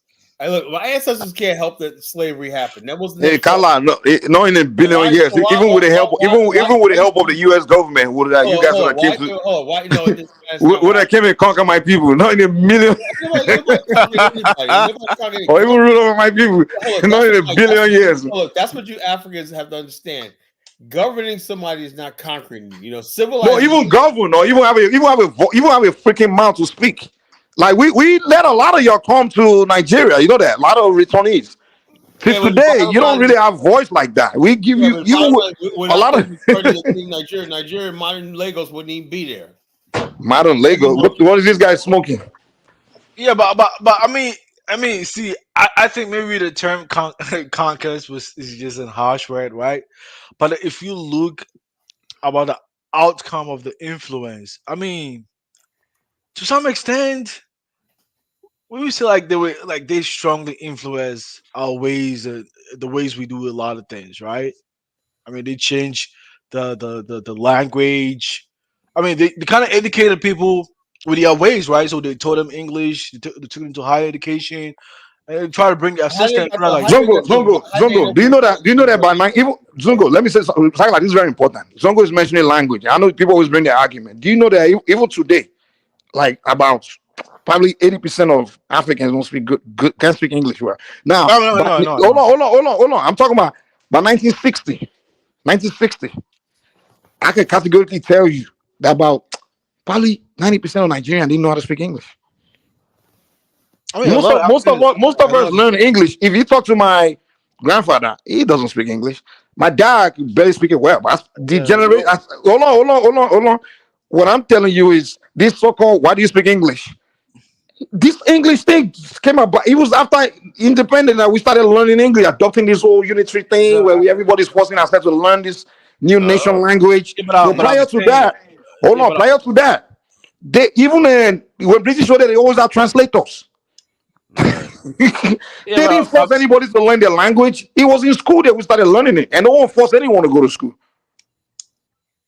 So this idea that the British conquer you, they give you their language, they force you to learn their language, they force you. That's their story. That's what they go to Europe to tell their people, to show them to try to push how mighty they are. Everybody want to promote their country as powerful. They do it today. The United States will use propaganda to tell you how they're super powerful. So everybody do that. I think, Mike, you missing. But the Europeans will go to Europe to tell their own story. They were out there doing great conquering Africa and things. But that's the same story our children are consuming, and that's not your own story. That's their story. No, but the part that I think you're also missing is that even before, I mean, I get it, like the kingdoms some of them never agreed to be part of the nation state, right? The country, right? I mean, not only Nigeria or Ghana, right? But the part that they're also missing before they handed power to them, right?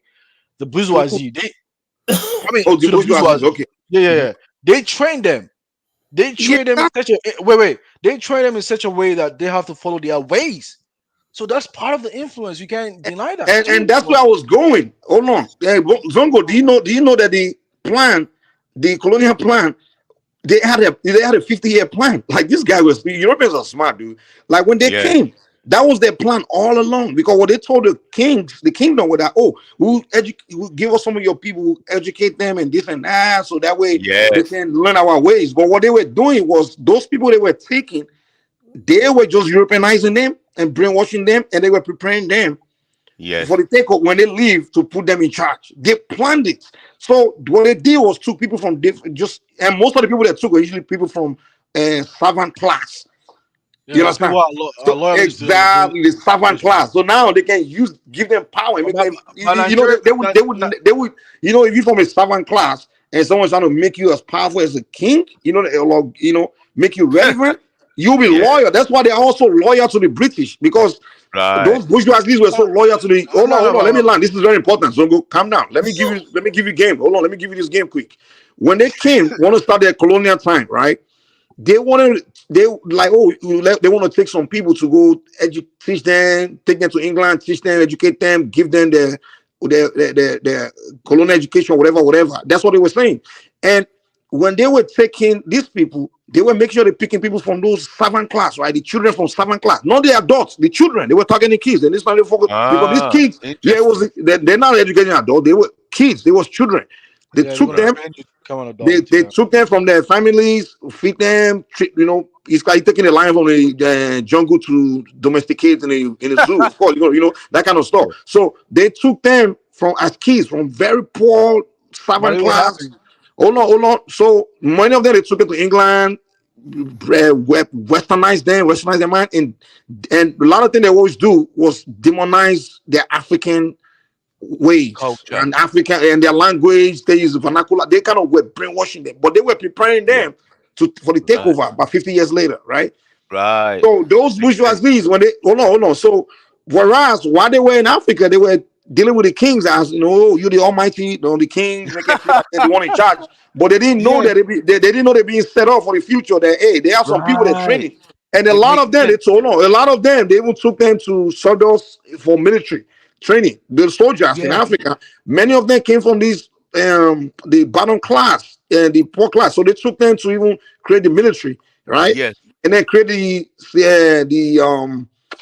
administrator. So those are the people they train. So now Right. when they wanted to leave in 1960, those are the people they now brought to the front and they handed the country over to them and left. So the Right. kings now found themselves set up in a way where what is this? Yes. That's Makes why sense. there's so much tribalism in Africa, like, because many will think we never agree to be one country. Right. Makes sense. It makes sense. So that's how they got us. So they yeah, used our people to do all these I things. mean, maybe like Mike. I mean, we know this. Like in the case of Ghana, like I mean, Ghana's history was quite evident. Like because like I mean, we know like before Nkrumah came, a lot of like those bourgeoisies over there, they were like loyalists to the British, like government at that time, right? They know it because they were even when Nkrumah was struggling to achieve independence, there was like Buzia, the one who sacked Nigerians and all the foreigners from Ghana. He was the one who went to the Queen along with several others to say, "Hey, you don't want to give like the independence to Nkrumah. I mean, we're going to be loyalists to you. If you give us power." So I mean, it clearly shows that even okay, they themselves knew that the British had power and they wanted power to be given to them. Like, you get what I'm saying? But I get it. Maybe it wasn't the kings who The, went the there thing is this. The to thing is represent this. themselves, right? But I Zonko, know, but Clever Mike, judgments. Mike, I want to point one thing. And one thing about these Africans themselves, right? Because those people, they came from they are representative. I mean, not all the ethnic groups, But some of Zongo, them, let me say something very important, please. Give me a second. I'm trying to kind of put some education out there. I want black people to start thinking. You know how the British always, when they're telling their story, they will say the sun doesn't set on the British Empire, and they will show you their empire, how big it is. Like, they will show like large territory they claim it to be their empire. Now, they'll tell you that they use force to claim all these empires, so-called empires. Now, can you tell me how many soldiers did the British have, like, back then, to be able to? They will say they occupy all these places, right? Yeah. What was the population of? Do you know how big goddamn Africa? Do you know how big Africa is? If you combine Nigeria, Ghana, all this so-called, and not even outside of Africa, Yeah, you're right. how many manpower? Even the United States couldn't occupy the whole Afghanistan in 2020 in this modern day. They didn't have enough manpower to occupy the whole space, where they had to leave after a while because they had all the super weapons today, but they still couldn't occupy every corner in Afghanistan. They had to leave. Now you telling me British back then with musket and the little gun, the basic shit they have back then, they will tell you a story how they subdue and occupy and were forcing all these people into be like the way they tell their story, they just make themselves look so. And if you think for a second, like, dude, first of all, do they even have vehicles? Were there roads for them to drive vehicles through all these jungles to get to? yeah, but that's how I'm telling you, like, after by 1960 independent, 1990, in 1960, more than 90% of Nigerians, they never saw a white man eye to eye. They don't know what a white man look like. In most of the territories, and that's why they were able to come. No, they didn't come and hold you on the neck and force you to do that. They did that by indirect rule. Well, that's what they tell you, and that's what you guys come here to say. That's what you guys were telling me in the beginning of this argument. But indirect rule too is also part of ruling too. I mean, you can't deny that. Yeah, but that's not you. But that's not what you guys always say, man. And you can't say indirect rule. Okay. But indirect rule is not ruling. Come on, Mike, man. Come on. But is the indirect rule by force? Man, they outsmarted your leaders now. Do you? Well, you can, if you want to present argument that way, that would make sense. But that's not the way you guys. You see, you guys shift the argument to now to this level. But in the beginning, they conquered you. They came in, they subdue you. Come on, man. Tell your own. That's not how you tell your story. That's not what happened, man. You know. So you guys need to. You guys. The thing is this. They'll tell these stories. And we attend their schools, they do this documentary, and we consume it, and it become our reality, and we'll pass it down to our children, and our children will see themselves as inferior people. They were just conquered by this group of Ghana's history. I didn't learn from. I learned from mostly. You learn from intellectuals. They were trained by white men. That's the problem. No. Actually, I mean, a black intellectual. The most dangerous Africans to Africa, all these so-called intellectuals, man. You guys are the no black intellectuals. Actually, I mean, I have a question for you. It was a black intellectuals that helped me to understand the bourgeoisies were. Not, I don't mean from. I mean, he was Caribbean. His name was C.R. James. He wrote a book about Nkrumah. He was the one who made me. The bourgeoisie at that time, they were loyalists to the British government. Actually, they wanted to. They were the one that trained them, though. They've known that since childhood. They took them from their family from childhood. They took them, fed them, give them some things they never had in their life. I mean, I get where you're they made them, dude. They made you. You have to be loyal to them. I get where you're coming from, but for me personally, indirect rule, I kind of still view it as part of our leadership. Like they were like, I mean, they were within their small jurisdiction. They couldn't foresee a lot of things ahead of them. Yes, right. Too small the jurisdiction. Right. You get what I'm saying? What I'm saying? Yeah. So I think. So I have this question for you, both of you, then, because you both have a good understanding of Africa and the perspective of the white man doing. So, go into solution mode. Put you in position of power now. What was the best way to counter the power and the intelligence of the white man with your knowledge and your wisdom and your understanding of the white people and Africa and Africans? Answer a difficult question now. What would you go about doing to fix the situation or to counter the powers that be? I mean, Okay, go ahead, son. Go for it. I mean, me personally. I mean, if I was given power, You're like, head of African Union. You're the new head of the African Union. I mean, African Union has no power, man. Like, No. Don't go there. You have been appointed the new head of the African Union. What have you got to say with your understanding? man, that's a very tough question. Of course, it's a tough question because we're going to the solution mode now. Yeah, but I think if you want to approach Talk to us. a solution that has practicality on the ground, I think the most important thing is, I mean, you don't want to sound like you know everything, but I mean, there has to be some sort of like research conducted to understand like the core problems impeding the progress of the continent. You know, Okay, that once sounds good. Statesman-like. Very yeah, good. We need some research. once those problems are highlighted, then drastic measures has to be taken place to kind of like help in addressing those problems. So Now, basically, you have no solution. I don't have it. I don't want to act like I know all the solutions. He said the head of AU. You're dealing with other African countries. You don't know the problems of all African nations, right? So I don't want to speak for other nations based on my understanding of Ghana. I don't want to. I'll approach from that angle. So I'll just leave it over there. If you had asked me the different way, I would have approached it differently. What other way could I have asked you then? Okay, answer a different way then. The question is simple. I want the solution to your African problem. That's it. Simple. Just so you don't have solution. Don't try to excuse that is the way he asked you. That's right. I would say like you think government now. You're in a government position, and we're listening to you. There's 1,000 people listening to you in the conference. The first conference of the new African Union, and you're the head.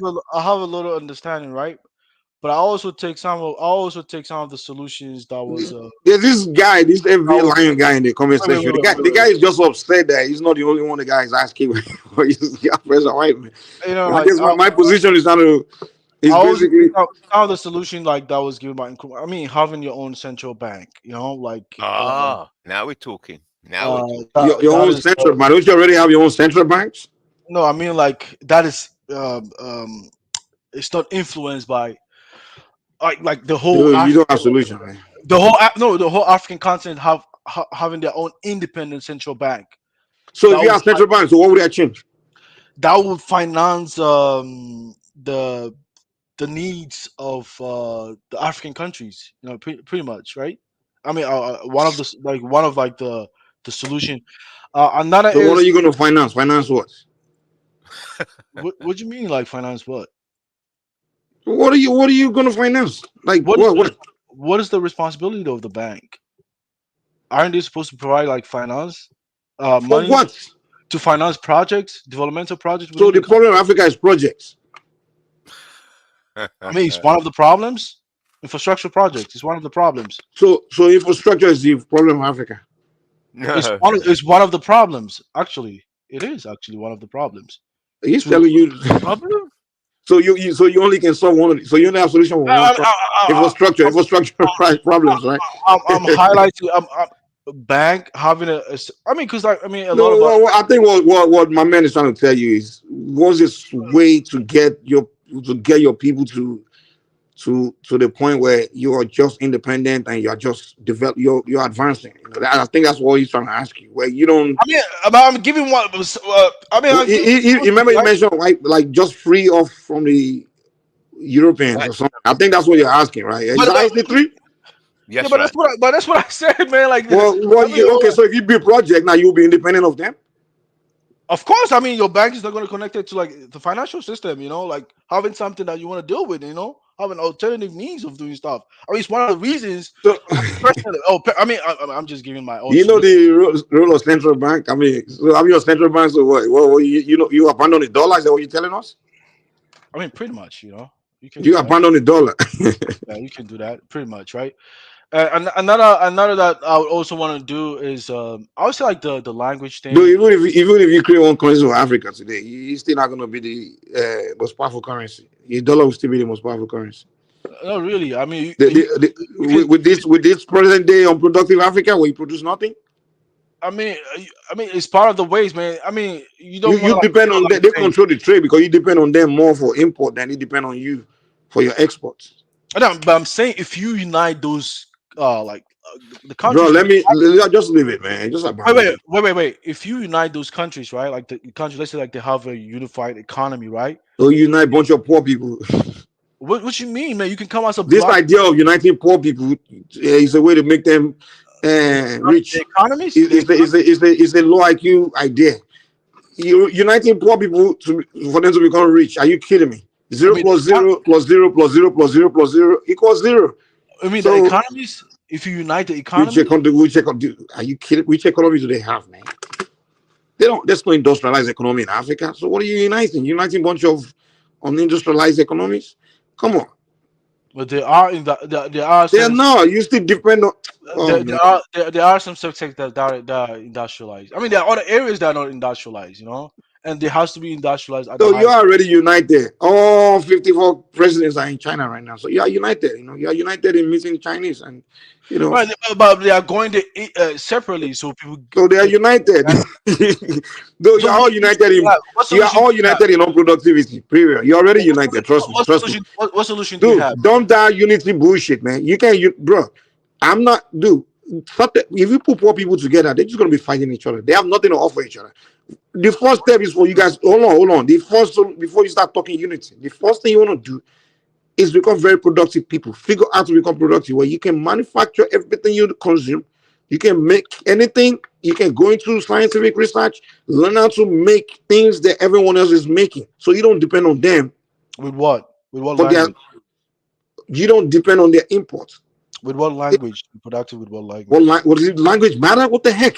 French Why you guys always reduce you conversation from those? you just made mention You're that talking about language. Is the language wait. Is the language you use to make goddamn and manufacture something? Is it our brain? You made mention that most of the people within Nigeria, 80% of them do not speak the language. And if your current language is low level in terms of science and technology, how can they be able to learn that? What does science got to do with language, man? What are you talking about, man? It has everything to do with language, man. You transfer that knowledge through language. No, science got nothing to do with language. It's got to do with brain. But you use Do you knowledge. speak Chinese? Hey, man. When you want to use Chinese product, do you have to speak Chinese so you learn to use Chinese products? Hey, man. You use the language to teach people, young kids. To teach? Yes. No, you're not teaching. You God damn, did I say go teach? I said go do research. But how do you teach the young people then? No, I didn't mention anything about young people. What are you talking about, man? You want to make people productive. I mean, the current generations are gone. Bro. Stop creating unnecessary argument, man. Learn how to make things. Is what I said. I didn't say I didn't go to the area of teaching kids. But how do you do that then? How do you do that? So if you don't know how to be productive, then I'm wasting my time talking to you. If you don't know what it takes. You said most people within your country don't even speak the language they speak. They don't speak the English language. What the hell does the language have to do with going to a scientific lab and doing research? So how are they going to do the research, man? Like, oh god damn! I said 3. Help me here, please. God, Lord have mercy, man. So, oh god, man. So, are you underestimating that you use language to understand science, regardless of what language you want to speak? I mean, you want to use Yoruba to learn, to study science. Sorry, which hold on. Which language did people that advance use to advance? Did they have to go learn language? Is there a language of advancement? All language are not on the same level, man. Like, I mean, all language are not on the same level. You don't get this point? What is what is a language? Define language. Language is English. Everything else is shnaga. You and Kala have the same level of IQ, man. That's why you guys ain't got everything. I'm saying, language is English. Everything else is shnaga. I mean, Kala is the guy that live in a bubble, man. He judged the rest of the world from a bubble. Yeah.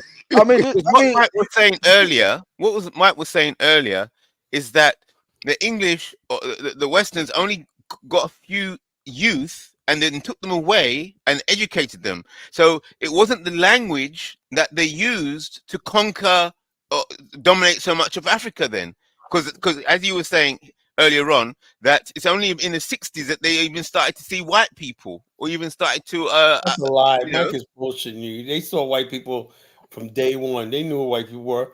Matter of fact, those Europeans that used to go to northern Nigeria and the emirs and Sokoto and stuff like that, and then during the time of Uthman Dan Fodio, and what they found out that was in northern Nigeria, these people knew what was going on in the world because of books and translation.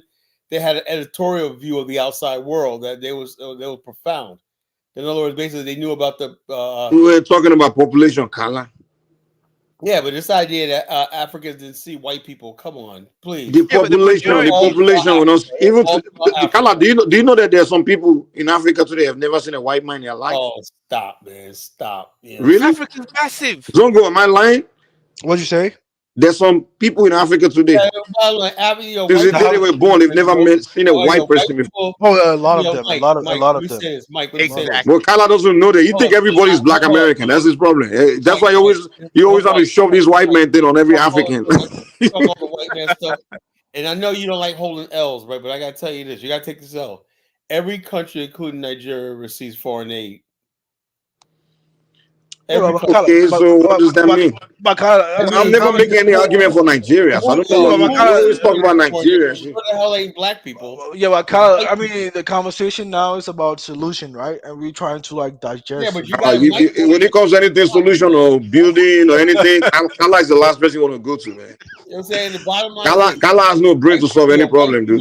Kala only has a brain to talk shit and point finger and blame everybody else.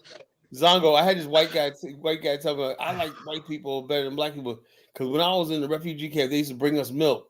You know, that's all throughout West Africa, man. You know, why would he like the white man better than you? You that insult them and the white man give him milk. So why would he like you over the white man? They act like they haven't seen white people. Come on, stop, man. So because the guys put a white man in a refugee camp, it means all Africans have seen white people. Yeah, so yeah, kind of you're a mental midget, man. Let's be honest, what do you think Lagos is? A refugee camp, man. Come on, Lagos is a refugee camp. Yeah. That's a glorified refugee camp. So what does that mean, man? That means you seeing white people because they're handing out goods and services to you, man. You know, but you still never responded to the question, Mike. What language are you going to use to advance that, though? Advance what? Just learn English, man. To achieve the level of productivity that you want. You come up with a new language. Dude, if you want to be productive, man. But what constructive measures are you going to do, to reach that goal? Productivity is just a goal, right? But how do you reach that goal? I say learn how to make things. You're gonna learn that visually or something like that. If you don't know, well, I think that's what you need to go figure out first. What it takes to make something, to build things. Go figure that out first. How do you make your dinner? Did you have to learn a language to learn to make your food? Well, I mean, if you're talking about science, do you need a language to learn how to cook it? Hold on. Do you know the process of making a food is not pretty much far different from,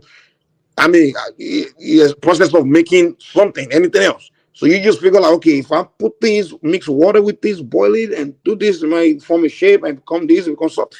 Do you need to learn a language to use your brain to think and figure it out? I mean, if you say I have to go learn English if I learn how to cook. Wait. I'm not saying that. I'm saying go learn Italian if I learn how to speak. Wait. One of the key problems that we have is that the language. We have the language is a big thing. Language is not your problem, man. Stop it. It is one of the problems because look, Ukraine right now, right? They want to. Okay, sometime when Russia they seize American or Chinese or someone else's weapon or equipment, something. When they steal it, they take it to their own country and they figure out how to make the replica of it. Do they need to learn English before they figure out? I'm not saying learning English. The thing is, if you want to learn a new thing, wait, if you want to learn something about nuclear bombs, if your language hasn't reached that level, how do you intend to develop What it? the hell is the language That's to do with what your I'm trying brain? to It's going say. to your brain. It's going. God damn, Zongo. What you mean you're just gonna use your brain? How do you teach new No. You generation? have to think, bro. The If language, you wait, language is not time what out, makes you think. Dude, chill out, man. Language is not what makes you think. Hey, you're missing the point, man. You one of these people that believe that only someone that can speak English is smart. Wait. That's not what I'm saying, man. I'm not talking about English, man. That's what I'm saying. Even if you You want be to like, speak you in your can't own, speak English. It's dumb. that's not what I'm saying. Even if you want to speak in your own local language, right? If your language advanced to that level, in the case What of how science does and like? technology, Or maybe I don't know. Maybe I don't know your language. Maybe that's why. Maybe you guys don't. Maybe you guys only have like 5 syllables in your language. I don't know, man. So you Do want you to tell know? me Do you know? Do you know? Hold on. Do you know? I can speak of. Do you know there are words that in Yoruba language that doesn't exist in English? Very advanced. My language is far more. Hold on. My language is far more advanced than the English language. we're speaking in terms of science and technology, man. Like that's what we're talking about, man. Like forget about like sociology and all those kind of things, right? If your language is that advanced in terms of science and technology, then it's that easy for your people to just embrace the language and just move along with it. Kala. Is there okay? What language do you speak? I speak English and some Spanish. That's Okay, it. is there anything Kala can tell you right now that you can go relate the same message with someone in your language? They're like, but you gotta admit some languages is nothing but grunts and clicks and sounds. Well, that's why you're confused, man. That's why you always think of Africa the way you think of Africa. Let's say like You don't know Carla, for shit about Africa, but you come here to think you yeah, know. let's say like Carla, for instance, right? Kala is a white man in black skin. I just see Wait. African. Let's say like Carla, like he knows English, but he doesn't understand every industry, He right? doesn't even know English well. He can't even speak But it he fluent. knows. English is my fourth. Is my fourth language, and I speak it better than Finish. Kala. Let me finish. So he doesn't understand all industries, right? But let's say you want to engage in other industries, right? He doesn't have access to watch YouTube, but someone has preserved the knowledge in books, right? He can go to the library and just get access to those information. Are you mean to tell me those African countries we have access to books in our own language? Zongo, this is your problem. Zongo, you know what your problem is? It's the problem of many Africans and blacks. You believe that anything you want to make, somebody have to teach you before you know how to make it. That's where you got it wrong, and that's where most Africans got it wrong. You just believe that anything you want to make, you have to go. You have to first go read how to make it. Someone have to show you every step how to make it before you know how to learn how to make it. That's the fundamental problem you have in Africa.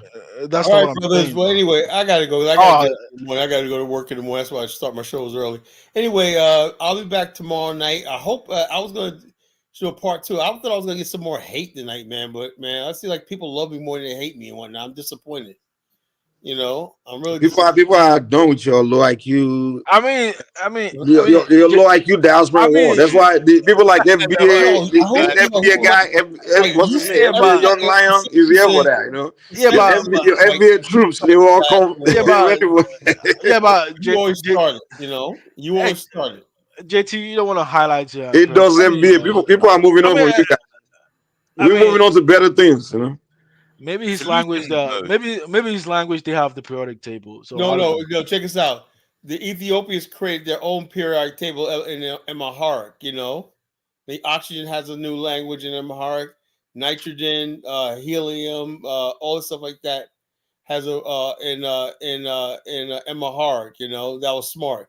Ethiopia is a civilization in Africa that has a fully written language. Hey man, I don't want to. But it's all good though, man. But you learn.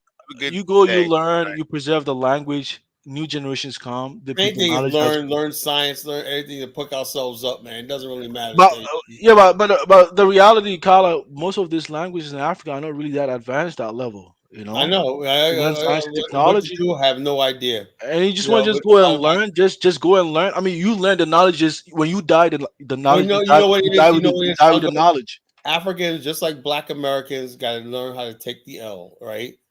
A culture came. They were organized. They had science. They had technology. They had language. They had learning. Everything like that. And they overwhelmed us. They conquered us and everything. We need to learn. I'm not saying we become white people, but We need to take as much as we can from them and just make Man, that if you unique. even want to dispel language as part of the conversation, then you have a long way to go, The man. bottom line is people like before we can get started, we got to get a new language. That's the stupidest thing I ever seen. I heard in my life we got to learn how to speak Swahili before we can start making progress. That's the stupidest thing I never heard in my life. No one cares about you, caller. But there has to be some, like, even like there has to be some sort of like uniformity. You understand? That way, when knowledge is preserved, new generations can always get access to those knowledge. Yeah, You know, like, that's why learning. That's what otherwise, if you get you learn, like, visually, you learn it. When you die with the knowledge. No, Someone should be able to. that's why you write books. You Yeah, know, you preserving the knowledge for new generations to just they come say and you pick write up. books. You have to translate it. That's fine. That's why books are important. African cultures, like some Timbuktu and whatnot, wasn't in the books. That's why African culture never advanced. It You want to wasn't. be like, you just want to be just like that, man. Without, come on, man. Most of this languages in Africa is not really advanced, It's And not. if they want to go on that route, You can't tell black people that. No, man. Like you got, I love Abu Ali Carbone, but he's fighting a losing battle trying to rewrite. What's it? Hieroglyphics, whatever. What's it called? how Hieroglyphics. Huh? how many books do they have in their own local language? They should produce that. But he Like, wants to basically use Egyptian. That's not even indigenous to Ghana. Or not. He's in no, Ghana. but the language can always be developed. I mean, It can if be you want, developed, but the bottom line is this. We just have to take the loss and say, something, while other people are developing their language, their written system, and everything, we yeah. were not catching up. We were not catch up. So that's why when the slave trade happened, we were caught off guard. We weren't prepared for the white man when he showed up on the shores of West Africa. Man, look at a prime example is a country like the U.S. for instance. You don't need anybody to get access to information. You just go and just read and just When you go to the you know. library, But libraries are free. but in African society, you need someone to transfer knowledge to you. It has to be face to face. Yeah. When it comes to local, nobody can just sit down and pick a book of an elder and just read. It's always oral tradition. Yeah, we need written tradition though. Yeah. I mean, Anyways, I gotta go. Do I believe Africa is the birthplace of civilization? Maybe it was, but it sure wasn't done by Negroes. I know that. oh no, man. Negroes didn't birth no civilization. I'm just sorry. I can't. I used to know. I look at you Negroes nowadays and everything like that. Don't know your ass from your elbow. But there's no way I believe that civilization. Somebody gave you responsibility of civilization. Look at how we live all over the world. I don't believe that. So anyway, I gotta go. I'll talk to you. I'll have another show tomorrow night. And I'll talk to you later, Zongo. Thanks for calling in.